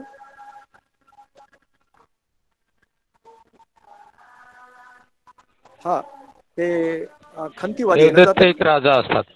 हो, खंतीवादी म्हणून एका बागेमध्ये त्या राजाच्या राण्यांना तो धम्म सांगत असतो. ते धम्म ऐकण्यामध्ये तल्लीन होतात. हे पाहिल्यानंतर त्या राण्या त्यांनी पळवून नेल्या का, अशा प्रकारे त्याची भावना होती. आणि आपल्या लोकांना, त्यांच्या लोकांना सांगतोय की ह्याला आता शिक्षा द्या त्यांना. मग त्यांच्याबरोबर त्यांना बोधिसत्व हे साधू असतात, भिक्षू असतात, तर त्यांचा एक हात तोडतात. त्यांना सांगतात तुझी काय मान्यता आहे किंवा तुझं तत्व काय सांग. माझे तत्व काय नाही, क्षमा करायचं तत्व आहे माझं. म्हणून खंती म्हणतात त्यांना. क्षमा करणं हाच माझा वाद आहे. तुझा वाद कशावर विश्वास आहे, तर क्षमा करणं हेच माझा आहे. मग शेवटपर्यंत एक हात तोडतो, पाय तोडतो, बरंच मारतो, तरी शेवटपर्यंतही बोधिसत्व त्यांना म्हणतात क्षमा करण्याचाच माझा वाद आहे. अशा प्रकारचं अशा प्रकारचं हे देवदत्त म्हणजे राजाला बोधिसत्व सांगत असतात. चूल धम्मपाल एक आहे अशा प्रकारचं. हे चूल धम्मपाल अशा प्रकारची जातक आहे. या जातक मध्ये बोधिसत्व हे माकड योनी किंवा वानर योनीमध्ये जन्मलेले होते आणि देवदत्त हा शिकारी होता. हा शिकारी असताना बोधिसत्वाला एक म्हातारी आई असती आणि एक लहाना भाऊ असतो. बोधिसत्व आणि शिकारी यांची भेट झाल्यानंतर त्याला मदत वगैरे करायचं त्यांनी सांगितलं. म्हणून त्यांनी देवदत्त हे पुन्हा त्याच्या आईकडे गेला, म्हातारीला त्याच्या लहान्या भावाकडे गेला. हे माकड होते ना, त्याची शिकार करून नेणं ह्या त्याचा धंदा होता ना. आता ही मोठी शिकार आलेली आहे, ही शिकार कशी सोडावी त्याला वाटलं. मग त्यांनी काय केलं, त्याच्या मातेलाही मारलं, भावालाही मारलं आणि ह्याला सुद्धा मारलं. अशा प्रकारचं देवदत्तानं हे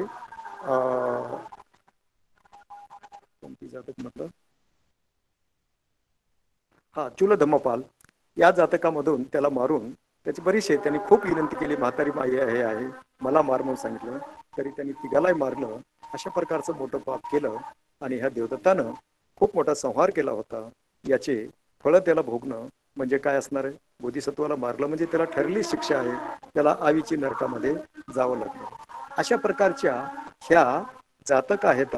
बुद्धिसत्वाच्या जीवनामध्ये पूर्वजन्मामध्ये घडल्या घटना वेगवेगळ्या प्रसंगानुसार बोधिसत्वानं त्याची फिलॉसॉफी त्या जातकथेमधून सांगितले. या जातकथेचे 5 भाग असतात. 5 भाग म्हणजे जी घटना या काळात घडलेली असते, आता सध्या काय घडत आहे ते घडनेचं त्याच्यावरून पूर्वजन्मात जायचं. म्हणजे सध्या जे घडलेलं आहे चर्चा चाली त्याला पचुपन्न म्हणतात वर्तमान काळाची.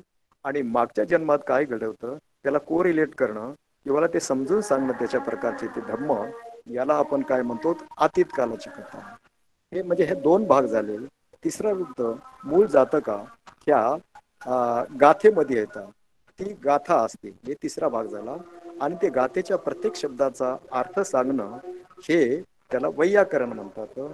वैयाकरण म्हणजे त्याचं व्याकरण, त्या शब्दाचे अर्थ, ते घटनेचा अर्थ स्पष्ट समजून सांगणं, याला चौथा भाग म्हणतात. आणि 5वा भाग म्हणजे संबोधन. संबोधन म्हणजे की पूर्वी कोण होता, हा देवदत्त होता, हा सारीपुत्त होता, हा मोगलान होता, आणि हे सगळे असताना त्या ठिकाणचा अशा प्रकारचा मीच होतो, चूल धम्मपाल मीच होतो. खंतीवादी म्हणायचा तो, भिकू म्हणा, ऋषी म्हणा, मीच होतो, वगैरे वगैरे अशा प्रकारचं संबोधन करून ह्या जातकथेची दिले.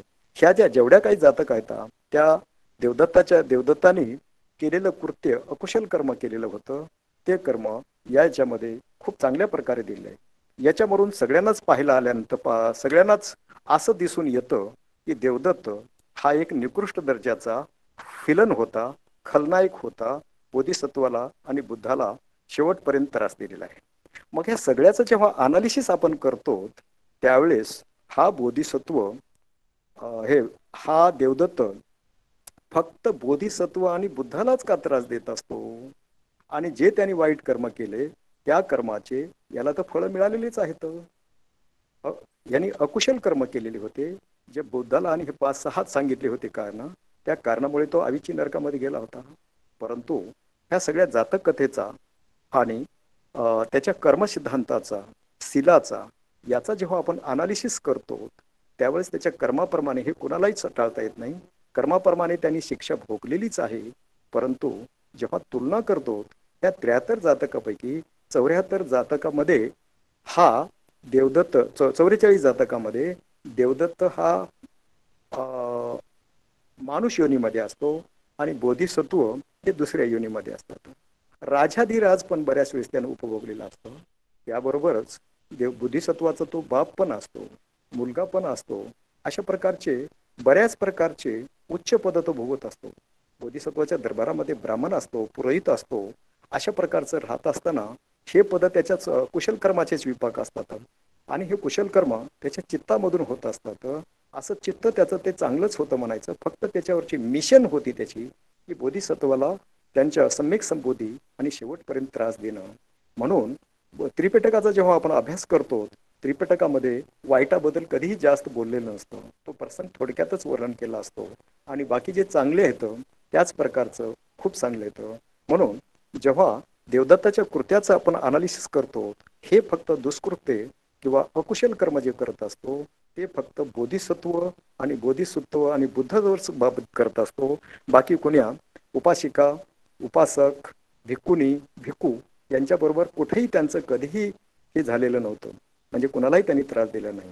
हा प्रश्न असा होत पडतो की मग बोधिसत्वाचा आणि बुद्धाचा असं हार्डवेअर असल्यासारखंच का? आणि ह्या एका बाजूनी त्रास देतो आणि दुसऱ्या बाजूनी तो बोधिसत्व त्याला काहीच करत नाहीत, त्याला काहीच हे करत नाहीत. अशा प्रकारचा एक प्रश्न आपल्या पुढे पडतो नाही का? म्हणून हे सगळा एपिसोड जर बघला आपण 4 असंख्य 1 लाख कल्पामध्ये बोधी म्हणजे सुमेध बोधीपासून ते सिद्धार्थ गौतम बुद्ध होईपर्यंत आणि बुद्ध झाल्यानंतर महापरिनिब्बाण या सगळ्या घटनेचा आपण जेव्हा विचार करतो त्यावेळेस दीपंकर बुद्धाच्या काळापासूनच त्यांना प्रत्येकाला हे असं कर्म प्रत्येकाला त्याची रोल वाटून दिले होते. आणि त्या रोलचा अर्थ असा झाला की देवदत्ताने विलनची भूमिका केल्यामुळं आणि बोधिसत्व त्याला नेहमीसाठी आपल्या जवळच ठेवायचे म्हणण्यापेक्षा त्याला परवानगी द्यायची, आपल्या संघात राहायची. शेवटच्या क्षणाला सुद्धा त्यांनी परवानगी दिली होती. त्याचं इंटरप्रिटेशन हे देवदत्ताच्या बाबतीत मिलिंदपय्यामध्ये असं केलंय की आणि ह्या जातकथेमध्ये ह्या अटकथेमध्ये ठेवलेलं सुद्धा केलेलं आहे की देवदत्तालाही प्रवर्जा एवढा वाईट असून देवदत्ताला प्रवर्जा देऊन संघात बुद्धानं का घेतलेला आहे. तर त्याचं वर्णन असं केलंय की देवदत्ताला जर संघाच्या बाहेर ठेवला असला तर अनेक उठाठेव केला असता, दुष्कृत्य केला असता, लोकांना त्रास दिला असता. म्हणून बुद्धाने त्या संघ केलं. ते ठीक आहे, ते उदाहरण आपण म्हणूया, त्यांचं उदाहरण दिलेलं आहे. हे तर्कसंगत म्हणता येईल, परंतु वास्तविकता ही शोधत असताना या सगळ्या प्रकारचा विचार केला तर देवदत्तानी अशा प्रकारचे दुसऱ्याचं कुणाचंच केलं नाही, पापी भावनेनं कुणाशीच वागला नाही. ही त्यांची एक मिशन होती. ती मिशन दीपंकर बुद्धापासून शेवटपर्यंत राहायचं.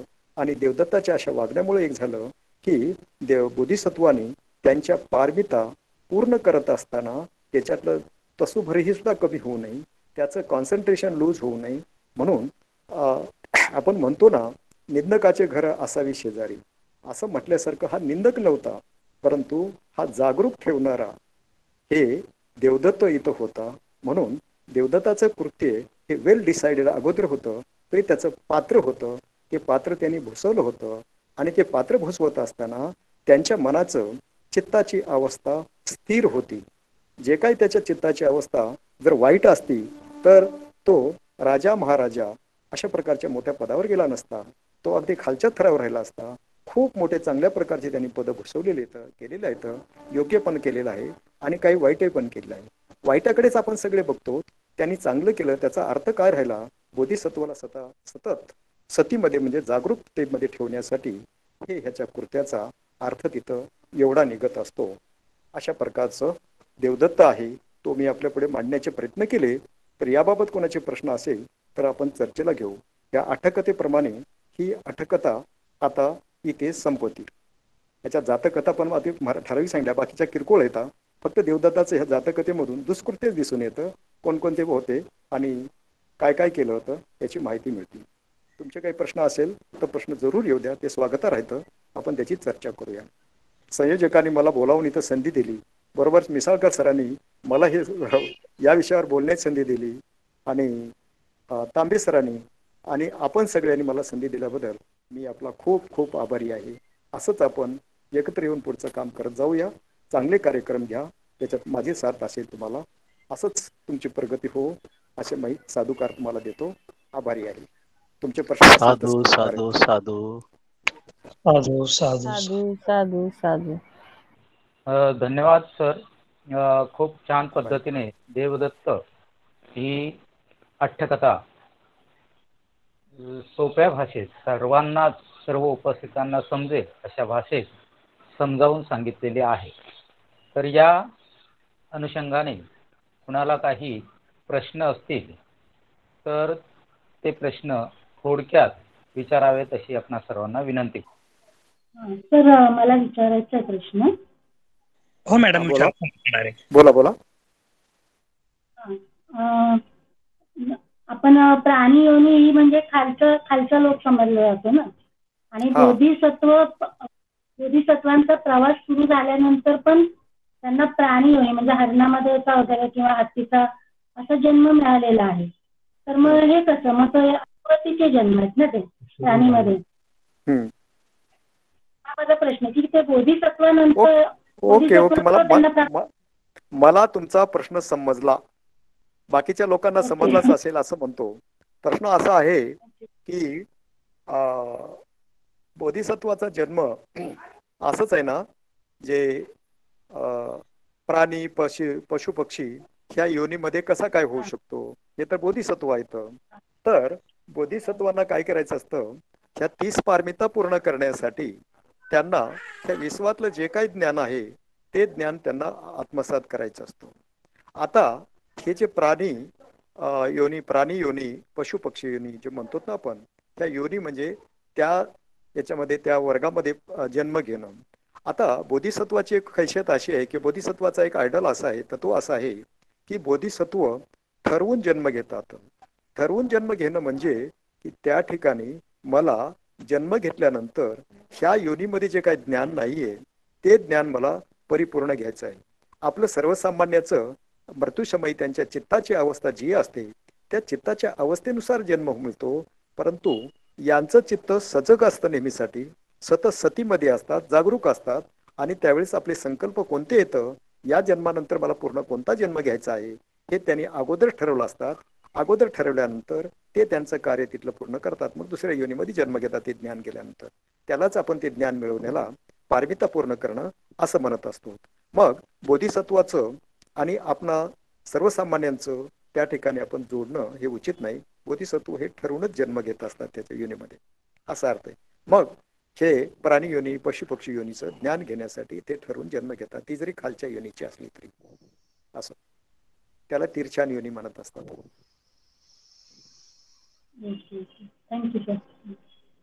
ओके, दुसरा काय प्रश्न? सर म्हणजे मला असं म्हणायचंय,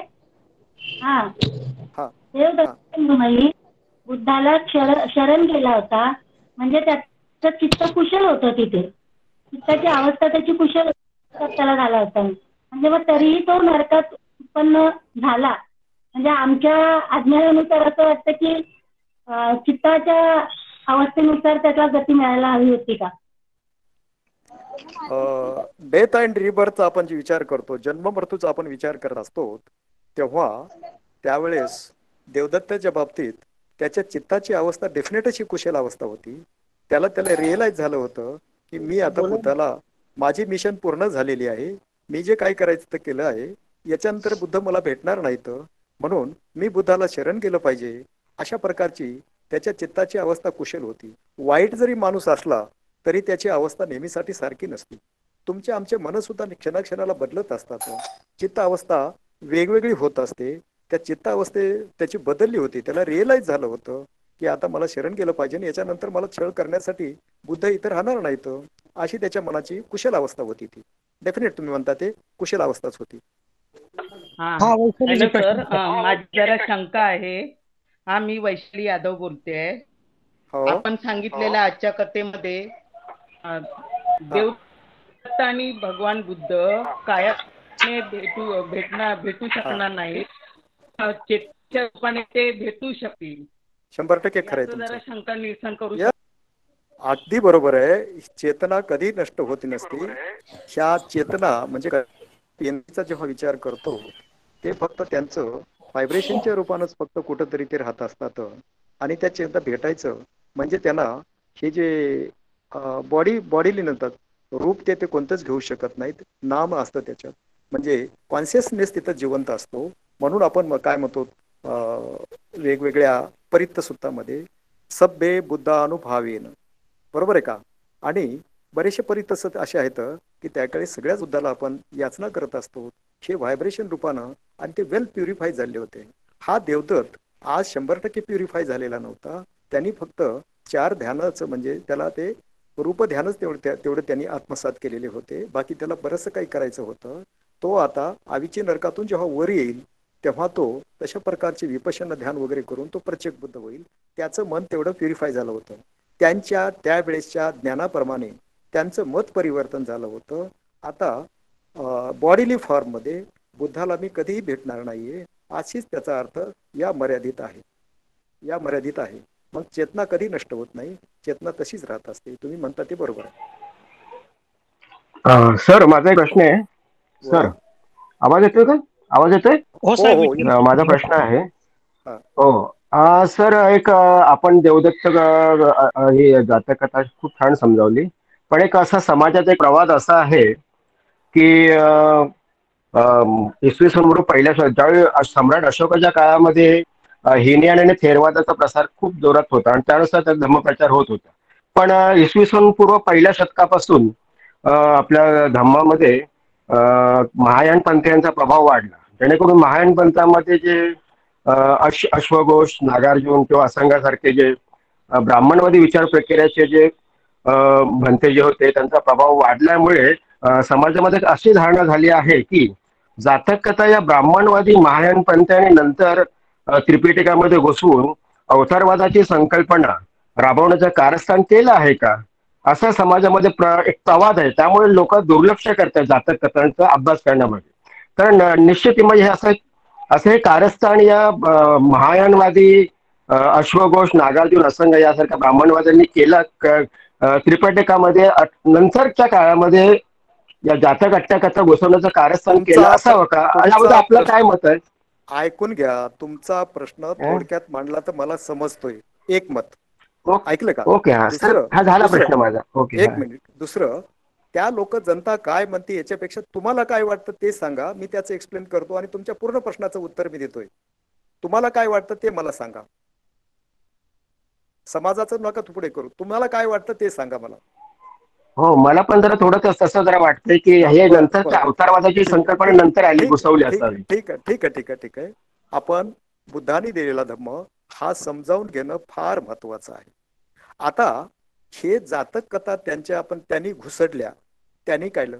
खरंच यांनी बुद्धाच्या धम्माचा अभ्यास केलाय का हो? बुद्धाच्या धम्मामध्ये ह्या जातक कथा नाहीत का हो? त्रिपिटकाचे कोणकोणते आहेत? त्रिपिटक कोणते आहेत? त्याचे नावं तरी यांनी अभ्यासलेत का? त्याच्यात काय दिलंय असं म्हटलेलं आहे का? आपल्या समाजाची काय अवस्था झाली साहेब, समजून घ्या तर. हे फक्त एखाद्याचं ऐकायचं आणि आपल्या कल्पनेप्रमाणे त्याच्यावर काहीतरी करायचं. मग हे ब्राह्मणावर हे शिंतोडे फेकत असताना ब्राह्मण ब्राह्मण ब्राह्मण म्हणून आपण काय करायचं? एका ठिकाणी मला सांगितलं होतं, ब्राह्मणाच्या मुली आमच्या मुलाशी लग्न करत नाही, आम्हाला असं करतात तसं करतात. बरंच त्यांची भाषणबाजी सगळ्याच लोकांत झाली होती. आणि मग त्यावेळेस मी म्हटलं, मला बोलायची संधी मिळाली, त्यावेळेस म्हटलं तुम्ही त्यांच्याने असं म्हणतात असं नका म्हणू. आपलं क्वालिफिकेशन वाढवा, त्यांच्यापेक्षा आपली उंची वाढवा, म्हणजे ते आपल्याकडेच बघत बसतील. तुमची उंची खाली करू नका. बुद्धाच्या धम्माचा अभ्यास करा. बुद्धाच्या धम्मामध्ये ओरिजिनल ह्या जातक कथा आहेत आणि आहेत. नंतर त्यांनी महायान वगैरे आपण महायान झालेलं आहे आणि त्याच्यामध्ये बरंचसे त्याच्यावर भाष्य करणं आपण उद्या हे बुद्धाच्या धम्माचे वेगवेगळे अंग घेऊन त्यांनी करत असतात. त्याच्यावर आपण भाषण तिथं काही करायची नाहीये. आपण तिथं काही करायचं नाही बरं का. आपल्याला बुद्धाचा प्युअर धर्म जो आहे तो आपला शिकल्यानंतर त्याच्याच मर्यादित ठेवायचा आहे.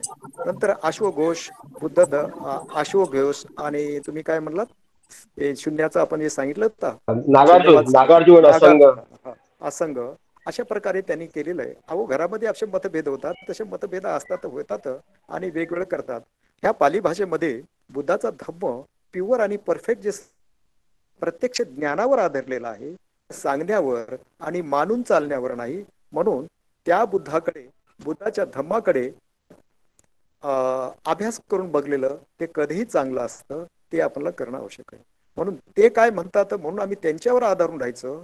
बुद्धाचा धम्म खरा, त्रिपिटक ही करा, पालीचा खरा अभ्यास घ्या, मूळ ग्रंथ वाचा आणि त्या वाचण्यामधून तुम्हाला बोध येईल. हे जातकथा ह्या बुद्धाच्याच आहेत, बुद्धाच्याच पुस्तकामध्ये आहेत. खुदक निकाय म्हटला तो एक भाग आहे, ते काही चुकीचं नाहीये. जातकथा त्यांनी म्हटले असतात, घेतले असते तर म्हणू दे की त्यांना काय म्हणायचं ते. आपल्याला मूळ धर्म आपण समजून घेण्याचे प्रयत्न करूया. पटलं का साहेब? हा, thank you sir. Thank you sir. Hello. बोला बोला मॅडम, बोला बोला. हॅलो, जय भीम सर. जय भीम. माझा हे आपण जी गाथा म्हटली आता इथे इमे ही अठ्ठ तम्म पुगला सर, ही गाथा पुन्हा म्हणा, तिचा अर्थ पुन्हा सांगा सर, कारण आपल्या धम्मपद मध्ये गाथाचा खूप महत्व आहे. बर बर. तुम्ही गाथा वाचता का ती? सर मी गाथा वाचतो. बर. अर्थ आपण सांगावा. गाथा अशी आहे इमे हि अट्ठी हि तमग्ग पुग्गलं देवातिदेवं नरदमं सारथी समंत चक्षु सतपुण्य लखनं पाने हि बुद्धं शरणं उपेमी, अशी ती गाथा आहे. Correct correct correct. आता याच्यामध्ये काय म्हटलेलं आहे, हे इमे ही अठ्ठी ही, अठ्ठी म्हणजे हड्डी, छे माझ्या शरीराने, तम अग्ग पुग्गलम, सगळ्यामध्ये अग्र पुग्गल आहे. अग्र म्हणजे सगळ्यात श्रेष्ठ पुग्गल आहे. अशा पुग्गलांना, पुग्गल राहत नाही ते बुद्ध, ही गाथा ते पुग्गल म्हणजे सर्वसामान्य माणसासाठी वापरला जातो, परंतु सगळ्यात अग्र सर्वात श्रेष्ठ असलेले हे बुद्ध, ह्या बुद्धाला मी माझ्या ह्या शरीरानिशी मी शरण जातो असं म्हणायचं त्यांना. देवादिदेव नर दम्म सारथी, देव असे तर त्या सगळ्याच देवापेक्षा हे श्रेष्ठ देव, त्यावेळेची जी मान्यता देवाची होती त्या सगळ्यात पेक्षा ही श्रेष्ठ अशा प्रकारची ही चेतना आहे. त्या चेतनेला मी शरण जातो. नरदम्म सारथी म्हणजे अनेक विकाराने किंवा त्यांनी ज्या आश्रव त्यांचे नष्ट झालेले नाहीत, संयोजन नष्ट झाले नाहीत, असे नर, अशा प्रकारची मानवजात त्यांना दमन करणारा, जसा घोड्याला हे करणारा सारथी असतो, तो घोड्याचे दमन करतो आणि आपल्या काबूत ठेवतो, तशा प्रकारच्या चित्त अवस्थेमध्ये विकाराने भारावलेला असतो. अशा प्रकारच्या चित्ताला दमन करणारं म्हणजे नराला दमन करणारं अशा प्रकारचं श्रेष्ठत्व हे बुद्धाचं आहे. ते श्रेष्ठत्व त्यांनी, काय लोक फोन करतायत सर, अशा प्रकारचं त्यांना मी शरण जातो म्हणतो. समंत चक्कुमा, समंत चक्कू म्हणजे ह्या सगळ्या युनिव्हर्स म्हणतो आपण, त्याला अंतराळ म्हणतो. आता ह्याच्यात थोडं मी तुम्हाला विस्तृत सांगतो. हे समंत चक्कू म्हणजे सगळं विश्वावर नजर टाकणारे, त्यांना दशबल असतात, त्या दशबलामुळे ते सगळ्या विश्वावर नजर टाकतात. बुद्धाची व्याख्या जेव्हा आपण करतो त्यावेळेस बुद्धाला कोणती शंका नाही किंवा बुद्धाला कोणताच अडथळा नाही. त्याच्यामुळं प्रत्यक्ष ज्ञानानं ते अनुभव घेत असतात. म्हणून सगळ्या विश्वाचं नजर टाकणारं, ज्ञान घेणारं हे चक्कू म्हणत आहेत. दिव्य ज्ञानाने हे परिपूर्ण आहेत. अशा प्रकारचं सत्पुण्य लक्षण. आणि ह्या पुरुषाकडे काय आहेत, सत म्हणजे 100पेक्षा जास्त असे पुण्य केलेल्यामुळे त्यांना जे लक्षण प्राप्त झालेत, 32 महापुरुष लक्षण आणि त्याबरोबर 80 व्यंजन, हे 100पेक्षा जास्त अशा प्रकारचे पुण्यकर्माचे लक्षण त्यांच्यामधून दिसत असतात. ते सगळ्या विश्वावर नजर ठेवणारा, जसं सहस लोक धातू म्हणतात, 10,000 प्लेन मधल्या सगळ्या लोकांकडे नजर ठेवणारा अशा बुद्धाला पाने ही बुद्धं शरणं उपमेही, माझ्या ह्या सगळ्या देहानं, माझे प्राण म्हणण्यापेक्षा माझ्या सगळ्या सर्वस्वानं मी बुद्धाला शरण जातो. अशा प्रकारचं देवदत्तानी या गाथेमधून तिथं वर्णन केलेलं आहे. ओके, हो सर, धन्यवाद सर. धन्यवाद सर, धन्यवाद. Welcome welcome. सर एक मेसेज मध्ये प्रश्न आलेला आहे. ओके. निरय लोक किती प्रकारचे असतात, असा प्रश्न आहे त्यांचा. अच्छा अच्छा. निरय लोकाचा विचार केल्यानंतर ते असे आवीची हेले सगळ्या प्रकारचा 9व्या स्थानावर आहे. अशा प्रकारचे 9 आणि बाकीचे त्याचे सबसिडरी म्हणून निर्यामध्ये 6 लोक आहेत. 9 6 15 प्रकारचे किंवा 16 असं काहीतरी म्हटलं कुठतरी, ते एक्झॅक्ट मला आता आठवत नाही. मात्र निरय म्हणजे सगळ्यात खालच्या लेवलचा हा आहे, 31 प्लेन्स ऑफ एक्झिस्टन्स. आता ह्याच्यावर बऱ्याच लोकांच्या शंका असतात. ह्या शंका म्हणजे काय, आता चंद्रहास साहेब मी तुम्हाला बोलतो आणि मोडक तुम्हाला बोलतात, हे आपले जे दोघांचे नावं आहेत ना, हे नाव फक्त नामाभिधान आहे. आणि त्याच्यामध्ये रियालिटी कोणती आहे, एक चित्त दुसऱ्या चित्ताला, एक कॉन्शियसनेस दुसऱ्या कॉन्शियसनेसला बोलत असतो, संवाद करत असतो, विचाराची देवाणघेवाण करतो. हे शुद्ध जसं आपलं शुद्ध होत जाईल, तो वरच्या लेगाला वरच्या ह्याच्याकडे जात असतो.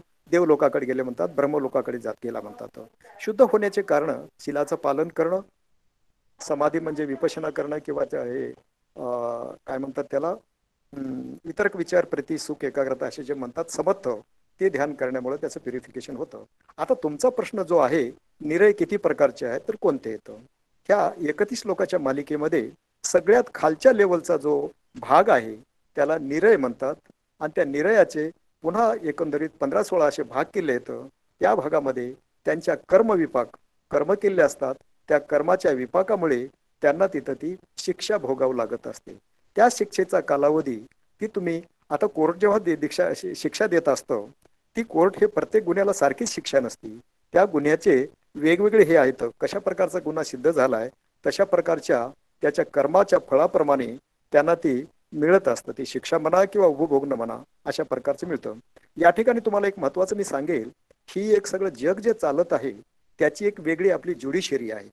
त्या ज्युडिशरीचं एखादं लेक्चर ठेवलं तर मी त्याच्यावर चांगल्या प्रकारे बोलू शकेल. आता ह्याच्यामध्ये ते घेतलं तर खूपच वेळ जाईल आणि तुम्हालाही होणार नाही. म्हणून हे न्याय जो होतो, कर्मसिद्धांताप्रमाणे न्याय केला जातो, त्याप्रमाणे त्याच्या कर्माचे विपाक म्हणून त्यांना भोगण्यासाठी त्या योनीमध्ये जाऊन ते उपभोगायचे असतात किंवा शिक्षा भोगायचे असतात. म्हणून हे सगळे एक नंबरचे खाली अपाय लोक ज्याला म्हणतो, निरय, तिरछान, पेत आणि असुर, हे 4 लोक त्याला नरक म्हणतात आणि त्याच्या कर्माच्या विपाकाप्रमाणे त्यांना तशा प्रकारचं त्या ठिकाणी जावं लागत असतं. ही एक कॉस्मिक ज्युडिशरी आहे, त्यांना तशा प्रकारचे कर्म तिथं उपभोगावं लागत असतं. ओके. हॅलो हॅलो हॅलो हा हॅलो बोला. हा हा मी ऍडव्होकेट शहाजी वानखेडे बोलतो. बोला साहेब. तुम्ही बोलता बोलता प्रवचनामध्ये असं म्हणाले की देवदत्ताने केलेल्या अति अकुशल कर्मामुळे एक कल्पापर्यंत अविची नरकात शिक्षा भोगत राहील. बरोबर आहे. मी बोललो ओघात नाही बोललो, ऐकून घ्या. मी ओघात बोललेलो नाही, ते आहे तेच बोललेलं आहे. हो हो होय होय. देवदत्ताने अकुशल केलेल्या कर्मामुळे एक कल्पापर्यंत अविची नरकात शिक्षा भोगत राहील, ओघात नाही भोगत राहील. तर मिलिंद प्रश्नाचा असा उल्लेख केलाय तुम्ही. तर मग अविची जो नरक आहे यामध्ये शिक्षा भोगल्यानंतर पुन्हा मानव ओघात जन्म होईल का? नंतर पुन्हा त्याला जन्म मिळेल का?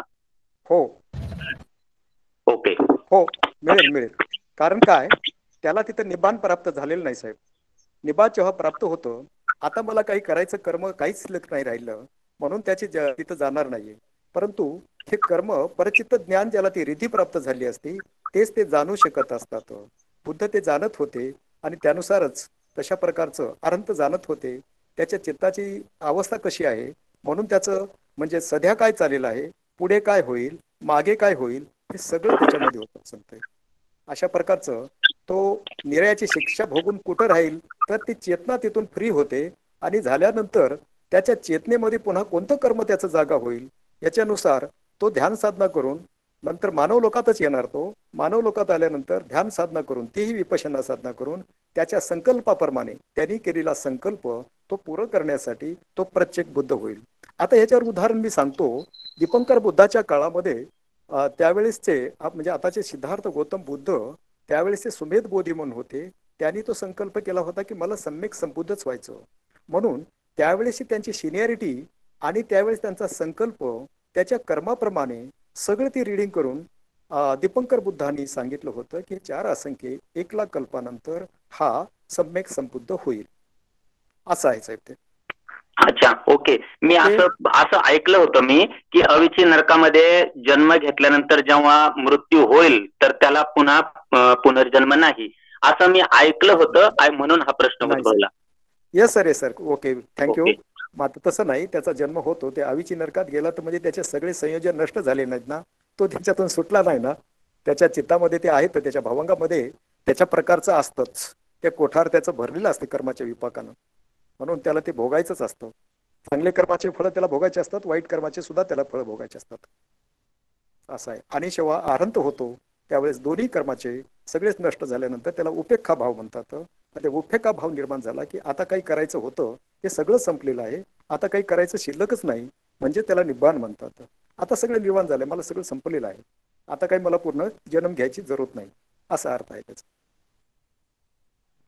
Okay okay thank you. Thank you welcome. Sir एक प्रश्न आहे. 31 प्लेन्स ऑफ एक्झिस्टन्स पैकी व्हिजिबल सामान्य माणसाला व्हिजिबल म्हणजे पाहू शकतो अशी लोक कोणते आहेत, आणि त्या लोकांमध्ये जन्म घेण्यासाठी माता पिता सर्व 31 प्लेन्स मध्ये माता पिताची आवश्यकता असते का, असा एक प्रश्न आहे. तर गुड, सर आपण स्पष्टीकरण व्हेरी नाईस, द्यावं. Very nice.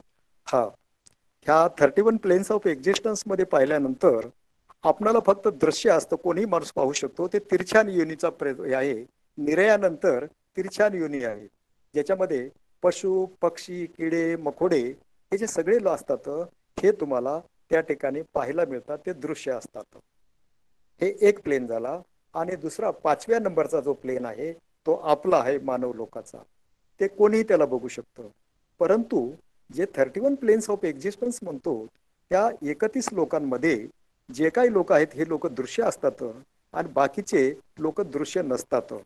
आणि त्या ठिकाणी जन्म घेण्यासाठी त्यांना औपपातिक म्हणतात, देवलोकामध्ये जन्म घ्यायचा असेल तर. आणि ते त्यांच्या कर्माप्रमाणे. म्हणजे आता जन्म कसा होतो, आता एक तुम्हाला उदाहरण देतो. मलिका तुम्हाला माहीत असेल, राजा प्रसेनजिताची पट्टराणी म्हणून मलिका होती. त्या मलिकेनं व्यभिचार केलेला होता. व्यभिचार केल्यानंतर तिनं ते जे व्यभिचार केलेला तिच्या मृत्यूसमयी त्या चित्ताला ते लक्षात आलं तिच्या की मी असा व्यभिचार केला होता. व्यभिचार केल्यामुळं हे जे तिचं चित्त होतं ते अकुशल चित्त होतं.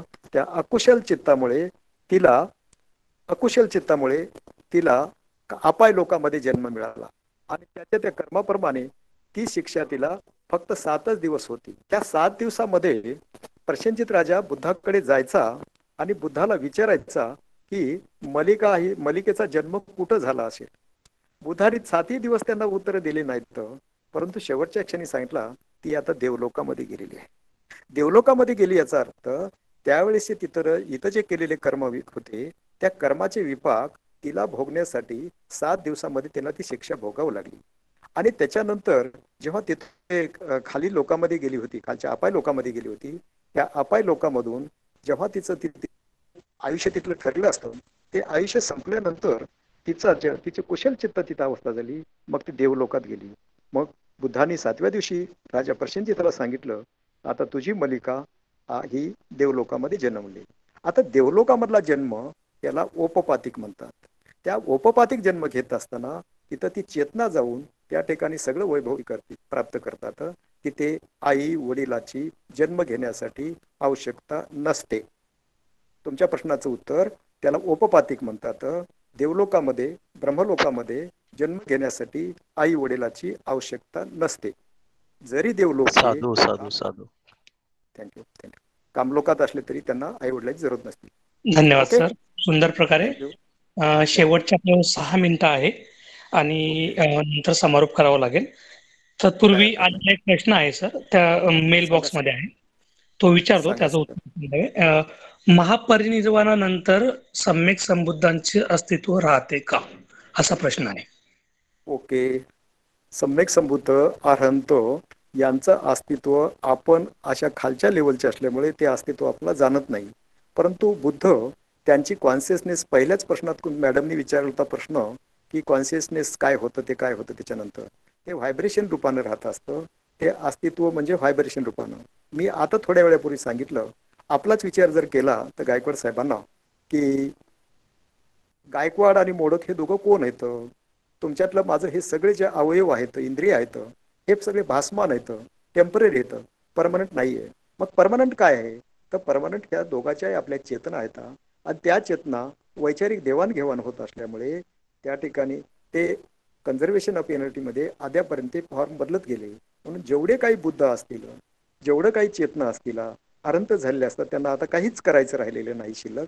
जे काही त्यांनी ठरवलं होतं हे सगळं करून झालेलं असल्यामुळे ती चेतना आता फ्री झालेली आहे. तिला निर्वाण प्राप्त झाले, निब्बाण प्राप्त झाले, अशा प्रकारची चेतना ती फ्री होते.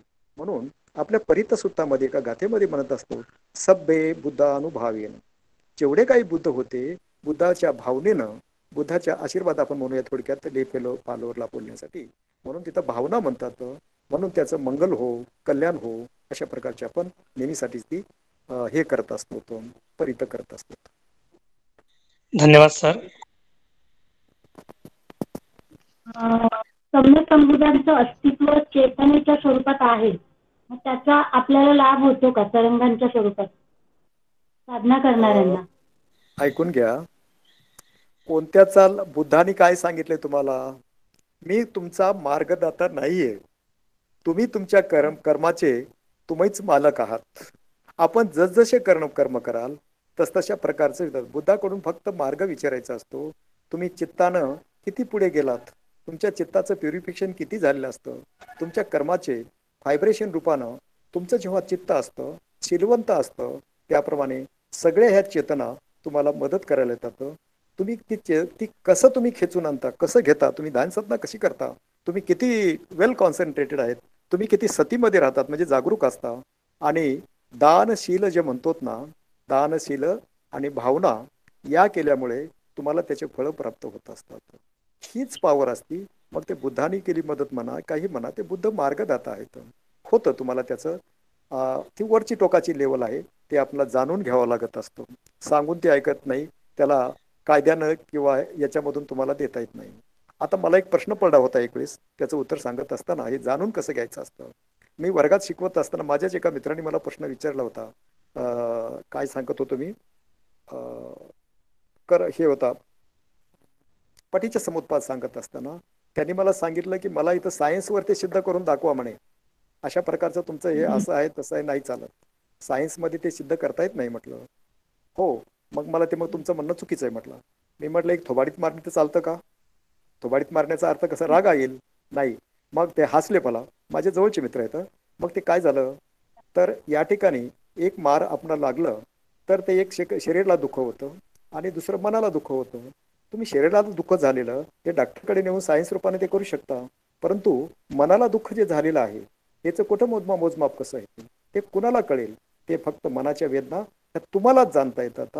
तुम्हीच ओळखू शकता. त्याची इंटेन्सिटी किती आहे का आहे ते तुम्हीच जाणू शकता. म्हणून बुद्धाच्या धम्मामध्ये अभ्यास करत असताना, चित्ताचा अभ्यास करत असताना आपण ते समजून घ्यायचं असतं. त्याला डेफिनेटली त्याला रिझल्ट मिळत असतो. आता मग त्याला चेतना मदत करतात म्हणा की देव मदत करतात येऊन सांगत असतात. तुम्ही जशी भावना कराल, जसे कर्म कराल, त्या कर्माचे फळं त्या रूपानं तुम्हाला मिळत असतात. ओके, धन्यवाद सर. या ठिकाणी मी आदरणीय मिसाळकर सरांना विनंती करतो की त्यांनी त्यांचा उरलेला वेळ या ठिकाणी घ्यावा. धन्यवाद गायकवाड सर. मोडके सरांनी खूप सुंदर तऱ्हेनं आजचा विषय हाताळलेला आहे. त्यांचा देवदत्तावर इतक्या वर्षाचा अभ्यास आहे आणि थेसिस देवदत्तावर आहेत. आम्हाला नेहमीचे त्यांचे अनुभव आहे. देवदत्त खूप वेगवेगळ्या प्रकारे त्यांनी हँडल केलेला आहे. वेगवेगळ्या दृष्टिकोनातून देवदत्तावर त्यांनी तपासलेलं आहे त्यांना. हॅलो, आवाज येत नाहीये सर. हॅलो. हो हो हो, येतो का आवाज? येतो? माईक बंद करावे. आवाज ओके आहे, आवाज येतो सर. तुमचा काहीतरी प्रॉब्लेम आहे, डिव्हाइस जरा चेक करा. सर्वांना आवाज येतोय सरांचा. संगीता मॅडम, तुमच्याकडनं काही प्रॉब्लेम आहे, तुम्ही तो सॉल्व्ह करावा. सर कंटिन्यू करा. हो हो. तर मोडके सरांचं जेवढं कौतुक करावं तेवढं कमीच आहे. आणि पुन्हा आपण त्यांना संधी देणारच आहोत वेगळ्या विषयावर. आणि वेळेचं पण आपल्याला भान ठेवायचं, पण त्यांनी खूप लवकर म्हणजे विषय आटोपता घेतला. खूप गंभीर विषय आहे आणि म्हणजे अभिधम्माच्या दृष्टिकोनातून देवदत्त बघता येतो. आणि प्रश्नही श्रोत्यांनी खूप चांगले विचारले, मला आनंद झाला. आणि फक्त आता इथे एक प्रश्न आलेला आहे, मिलिंद आहेत त्यांचं, की देवदत्ताचा मृत्यू कसा झाला? बुद्धाचे वध करण्यासाठी डोंगरावरून मोठा दगड टाकून तो दगड तथागतांच्या डोक्यावर जातो आणि देवदत्त त्या पायाखाली येऊन मृत्यू होतो. तर तसं काही नाही आहे. देवदत्ताच्या मृत्यूबद्दल मोडके सरांनी सांगितलेलंच आहे. शेवटी ते आजारी पडले आणि नंतर बुद्ध दर्शनासाठी त्यांना खूप पश्चाताप झाला होता शेवटी, की म्हणजे त्यांनी जे प्रयत्न केले होते संघभेद करण्याचे किंवा बुद्धाच्या जागी बसण्याचे, बुद्धाला मारण्याचे, ते सगळे प्रयत्न त्यांचे फसले होते. आणि जे त्यांचे शिष्य होते ते पण त्यांना सोडून गेले. म्हणजे सारिपुत्त थेराने कसं त्यांना वळवलं ते पण मोडके सरांनी सांगितलं. मग शेवटी ज्या गोष्टीसाठी म्हणजे त्यांना बुद्ध पद पाहिजे होतं किंवा एका संघाचा अधिपती म्हणून त्यांना व्हायचं होतं, ते काही झालं नाहीये आयुष्यात. म्हणजे ताकद असून किंवा तेवढे गुण असूनही त्यांनी ते चुकीच्या मार्गाने गेले. त्यामुळे शेवटी ते त्यांचे जे अकुशल कर्मामुळे ते लवकर आजारी पण पडले आणि शेवटी जेव्हा त्यांना पश्चाताप झाला तेव्हा ते बुद्धांचं दर्शन पण करू शकले नाही. आणि बुद्धांना माहित होतं की ते त्यांच्यापर्यंत पोहोचू शकणार नाही. त्यांना खाटेवरच उचलून आणलं होतं, एवढे आजारी ते होते देवदत्त. आणि जो प्रश्न विचारला गेला होता की त्यांचे मृत्यूसमयी त्यांचं चित्त कुशल होतं, तर बरोबर आहे, मोडके सरांनी सांगितलंय की तुमचं पण म्हणणं बरोबर आहे. मोडके सरांनी पण सांगितलं की जो पश्चाताप आहे ना, पश्चाताप होणं ही पण एक कुशल चित्ताची अवस्थाच आहे की मी जे केलेलं आहे ते चुकीचं केलेलं आहे. पण त्यांची जे अकुशल कर्म एवढे म्हणजे मोठे मानले गेलेले आहेत, जसं म्हणजे बुद्ध सांगतात की आई वडिलाची हत्या करणं हे अत्यंत मोठं अकुशल कर्म म्हटलं जातंय. तसं बुद्धांना मारणं, बुद्धाला मारण्याचा प्रयत्न करणं, त्यांचा रक्त काढणं आहे ना, जखमी करणं, हे पण अकुशल कर्माचे जे म्हणजे ग्रॅव्हिटी खूप जास्त आहे, त्याची तीव्रता खूप जास्त आहे. तसेच दुसरी त्यांनी एक अकुशल कर्म केलं होतं जे संघभेदाचं केलं होतं. म्हणजे बुद्धाला मारण्याचा प्रयत्न प्लस संघभेद, हे दोन्ही त्यांच्या खात्यात जमा झाले होते अकुशल कर्म. त्यामुळं त्यांना भले शेवटी पश्चाताप झाला तरी ते बुद्धांना म्हणजे बुद्धाचं दर्शन नाही करू शकले. तर त्यांच्या अकुशल कर्मामुळे एवढे, आणि ते सगळ्यात मोठा जो नरक म्हणजे निरय जे आहे, सगळ्यात गंभीर किंवा सगळ्यात टॉर्चर होणारा, तो त्या अविची नरकात ते गेले होते, सगळ्यात लोएस्ट अबोर्ड मध्ये म्हटलं जातं ते. तर त्यांचे अकुशल कर्मच भारी होते म्हणून त्यांना तिथं जावं लागलं. नंतर जो एक होता, मधात एक प्रश्न विचारला गेला होता की जातक कथा घुसळवलेल्या आहेत महायानात वगैरे, हे नेहमीचे प्रश्न आलेले आहेत. माझी म्हणजे श्रोत्यांना विनंती आहे की याच कार्यक्रमात, अट्टकथेच्याच कार्यक्रमात अनेक लेक्चर झालेले आहेत आधी, आणि ते त्यांनी ग्रुपवर पण टाकलेले आहेत. आपण एकदा ते वाचा, ऐका पूर्ण. म्हणजे जे पहिल्या लेक्चर पासून तर आतापर्यंत जेवढे लेक्चर झालेले आहेत ना, त्यात हळूहळू बऱ्याच लोकांच्या कन्सेप्ट क्लिअर होतात. तर ते न ऐकता किंवा ते न समजून घेता पुन्हा तोच प्रश्न विचारणं आणि पुन्हा तेच करणं. तर आपल्याला माहित आहे की सम्राट अशोकाच्या काळात थेर महेंद्र श्रीलंकेला गेलेले आहेत, ठीक आहे ना, म्हणजे इसवी सन पूर्व 3ऱ्या शतकात असं. तर तेव्हा त्यांनी अट्टकथा तिकडे नेलेल्या आहेत या जातकांना. बुद्धांनी सांगितलेलं आहे, बुद्धांनी फक्त एखादी गाथा नाही सांगितली. आता ही जी धम्मपद अट्टकथा जे आहे, नुसती एक गाथा सांगून हजारो लाखो लोक बसलेले आहेत, बुद्ध फक्त एक गाथा सांगणार आणि लोकांना समजणार असं नव्हतं. बुद्ध एकामागे एक गोष्टी सांगायच्या, बऱ्याच गाथा सांगायच्या, त्या समजून सांगायच्या, आणि नंतर त्याचा जर कॉम्प्रेस फॉर्म मध्ये म्हणजे सारांश रूपाने ते गाथा सांगायचे. याच्यावर आपली चर्चा झालेली आहे. तर या काही घुसडवलेल्या नाही आहे आणि कोणाची तेवढी हिंमत पण नाही आहे, तेवढं ज्ञान पण नाही आहे त्यांना. त्या इकडे आल्या, फक्त आपल्याला त्या कन्सेप्ट बरोबर कळत नाही म्हणून आपल्याला असं वाटतं की ते घुसडवलेलं आहे. तर आणि जातक कथामध्ये वर्तमान कथा म्हणजे बुद्धकालीन गोष्टी पण खूप जास्त आहेत, आणि अतीत कथा म्हणजे पूर्वजन्मीच्या कथा पण आहे. तर जातक कथा ज्या आहेत या विविध रूपात उपलब्ध आहे, विविध म्हणजे पार्ट्स मध्ये उपलब्ध आहे. तर नुसतं तो अतीत कथा किंवा पूर्वजन्माची कथा नाही आहे ती. आणि गायकवाड सरांनी सांगितलं की त्यातून खूप शिकण्यासारखं आहे. तुम्ही अतीत कथेतूनही तुम्हाला शिकण्यासारखं आहे, आणि वर्तमान कथा तर रोजच्या जीवनातल्याच आहे, संबंध येऊ शकतो आपला. तर हा एक प्रकार आहे. तर जातकावर काही शंका घेऊ नका. त्या नागार्जुन हे तर नंतरच्या काळातले झालेले आहेत, जे तुम्ही अश्वघोष वगैरे जे सांगताय ना, काळ बघा कोणत्या काळ, त्रिपिटक कोणत्या काळातलं आहे, कधी कंपाईल झालं, कधी संगीती झाल्या म्हणजे बुद्धिस्ट कॉन्फरन्सेस कधी कधी झाल्या, त्याचं कंपायलेशन कसं झालं, नंतर ते परदेशात कसं गेलं, तिथं कसं ट्रान्सलेशन झालं, पुन्हा रिट्रान्सलेशन पालीमध्ये कसं झालं, याचं पहिले एकदा वाचून तर घ्या ना. नंतर कोणत्या काळात घुसळवलं आणि कोणतं नक्की घुसळवलं ते आम्हाला सिद्ध करून दाखवा, आम्ही तुमचं स्वागत करू. तर नुसतं हवेत गोळीबार नका करू की कोणीतरी घुसळवलं कोणीतरी घुसळवलं. तुम्ही स्वतः रिसर्च करा त्याच्यावर आणि प्लॅटफॉर्मवर ठेवा की इथे हे चुकीचं आहे, ओरिजिनल हे होतं आणि घुसळवलेलं आहे. तर प्रत्येकाला असं वाटत असेल तर त्यांनी पण जबाबदारी घ्यावी, कारण शेवटी आपण सगळं धम्माचा अभ्यास करत आहे. अनुभवाच्या पातळीवर तो जाणला तर आपल्याला बुद्ध वचनं किती परफेक्ट आहेत किंवा अट्टकथा किती महत्वाच्या आहेत ते आपल्याला कळत आहे. उद्देश हाच होता की अट्टकथा ज्या गाथा आहेत त्या कशा समजून घ्यायच्या. नुसतं गाथा बऱ्याच जणाला माहित आहे, पाठ पण चांगले करतात ते, पण त्याच्या जर कथा सांगितल्या तर त्याची जी गाथीचे अर्थ आहे ते अधिक चांगला समजला जाईल, हा आपला याचा उद्देश होता.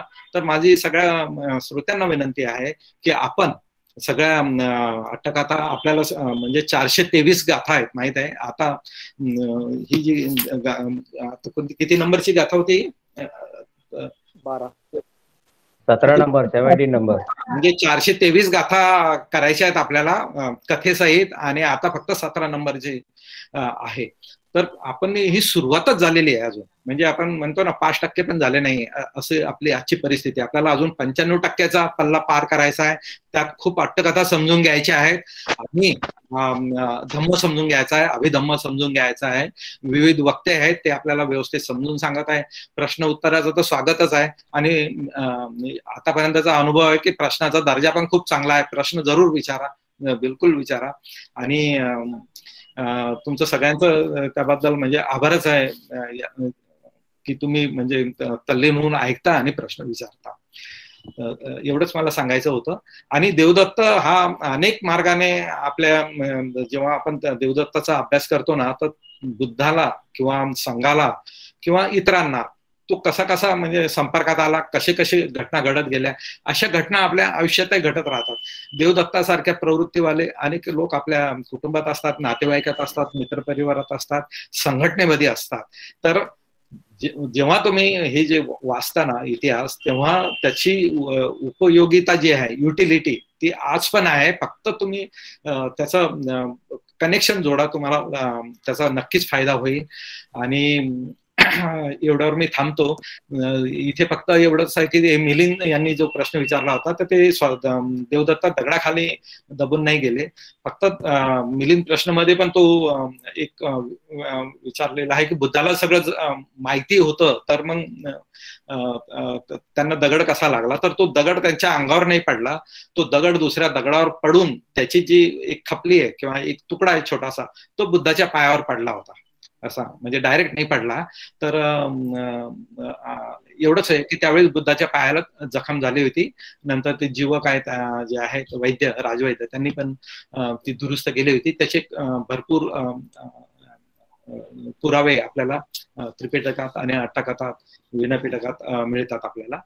तर आपण मी इथेच थांबवतो. हा विषय खूप मोठा आहे, खूप वेगवेगळ्या पद्धतीने करतो, आणि आपल्याला ही संधी आहे पूर्ण करायची. धन्यवाद. सर मिसाळकर सर, एक आणखी जरा 1 मिनिट थांबा फक्त. एक आणखी क्लिअर होऊ देत की त्रिपिटक हे ऑथेंटिक कसं आहे, त्रिपिटकाची सात्यता ही कशी अजूनपर्यंत जपली गेलेली आहे. बुद्धांच्या नंतर 40 दिवसानंतर जे पहिलं धम्मसंगीती झाली, त्यानंतर 1954 ते 56 या काळामध्ये रंगूनमध्ये जी 6वी धम्मसंगीती झाली, त्या धम्मसंगीतीमध्ये बाबासाहेब स्वतः हजर होते.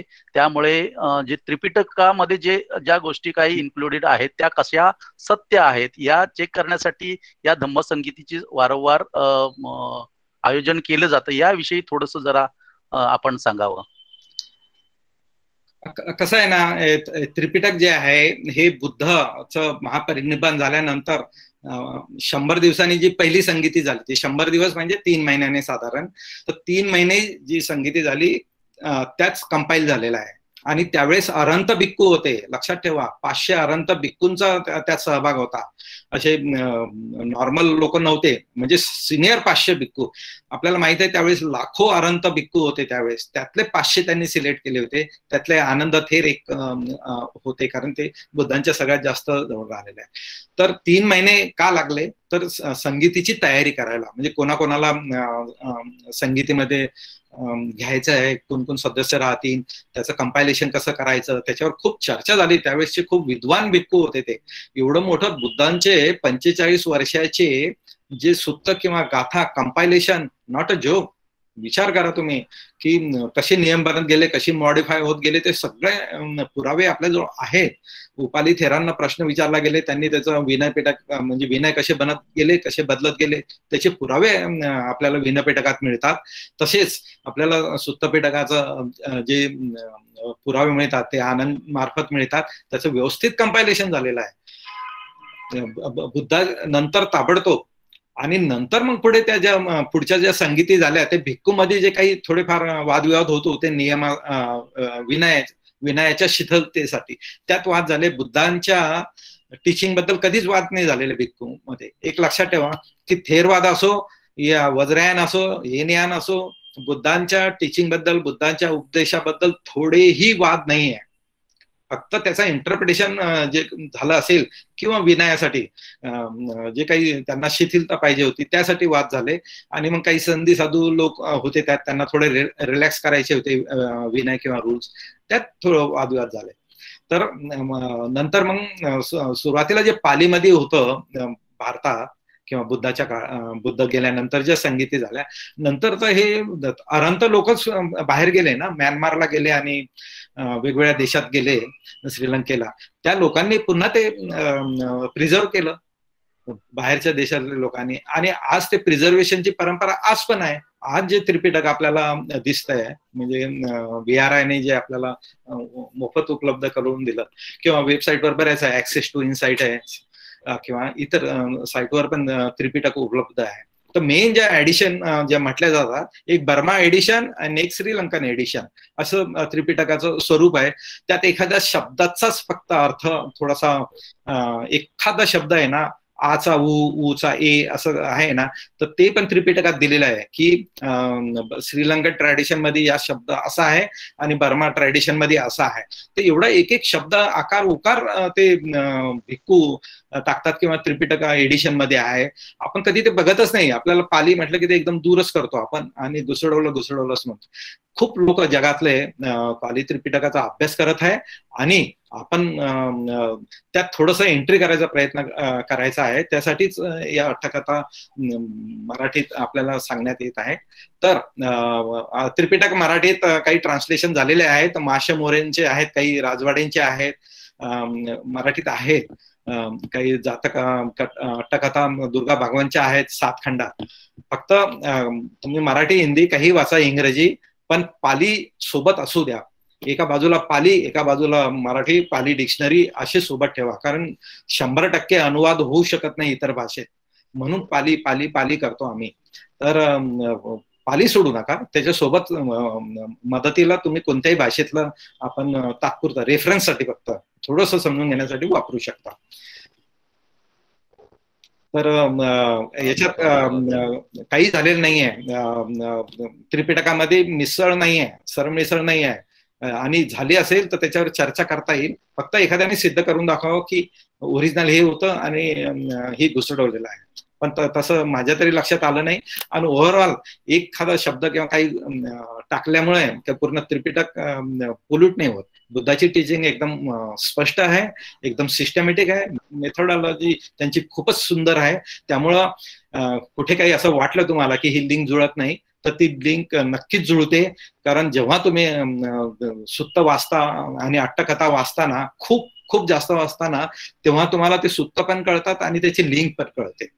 तर आता हे जे आपले मोडके सर आहे किंवा बाकी पण बालशंकर सर वगैरे जे बोलतात, ते यांनी अनेक वाचन करत करत ते लिंक जुळून आपल्याला सांगण्याचा प्रयत्न करत आहे. तर नुसतं हे अट्टकथा वाचली आणि तुम्हाला सांगितलं असं नाही आहे.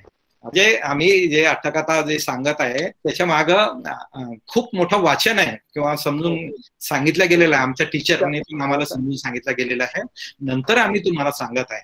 असं एक अट्टकथा घेतली तुम्हाला सांगितली असं नाही आहे.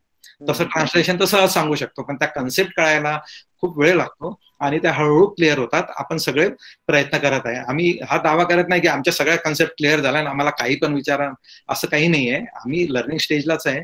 फक्त थोडंसं 4 पावलं आपल्या पुढे असू. आम्हालाही खूप शिकायचं आहे, आपल्याला पण खूप शिकायचं आहे. त्या दृष्टिकोनातून आपण त्रिपिटकाचा अभ्यास करायला पाहिजे, अट्टकथाचा अभ्यास करायला पाहिजे, चर्चा करायला पाहिजे आणि आपली प्रगती करायला पाहिजे. थँक्यू, धन्यवाद. तर या ठिकाणी मी माझे सहकारी आयुष्यमान मंगेशजी मुंगेकर साहेब यांना विनंती करतो की त्यांनी त्यांच्या हस्ते कार्यक्रमाचा समारोप करावा. मंगेशजी. धन्यवाद सर. मिसाळकर सरांनी समारोप चांगल्या पद्धतीने केलेला आहे आणि मोडक सरांनी देखील आपल्याला आजची जी अट्टकथा आहे ती विस्तृतपणे तशी समजावून सांगितलेली आहे. आणि ती सर्व उपस्थितांना निश्चितपणे समजली असेल अशी आपण एक अपेक्षा करूया. आपण सर्वांनी अभ्यासामध्ये रत होणं ही आपली सगळ्यांची जबाबदारी आहे. साधनेच्या रूपाने धम्म लवकरात लवकर कळेल त्यासाठी साधकांनी साधनेवर जास्त भर द्यावा अशी अपेक्षा व्यक्त करतो. आणि आयोजकांच्या वतीने सर्वांचं पुन्हा एकदा आजच्या या कार्यक्रमात सहभागी झाल्याबद्दल अभिनंदन आणि स्वागत करून मोडक सर आणि मिसाळकर सरांचं पुन्हा एकदा धन्यवाद व्यक्त करतो.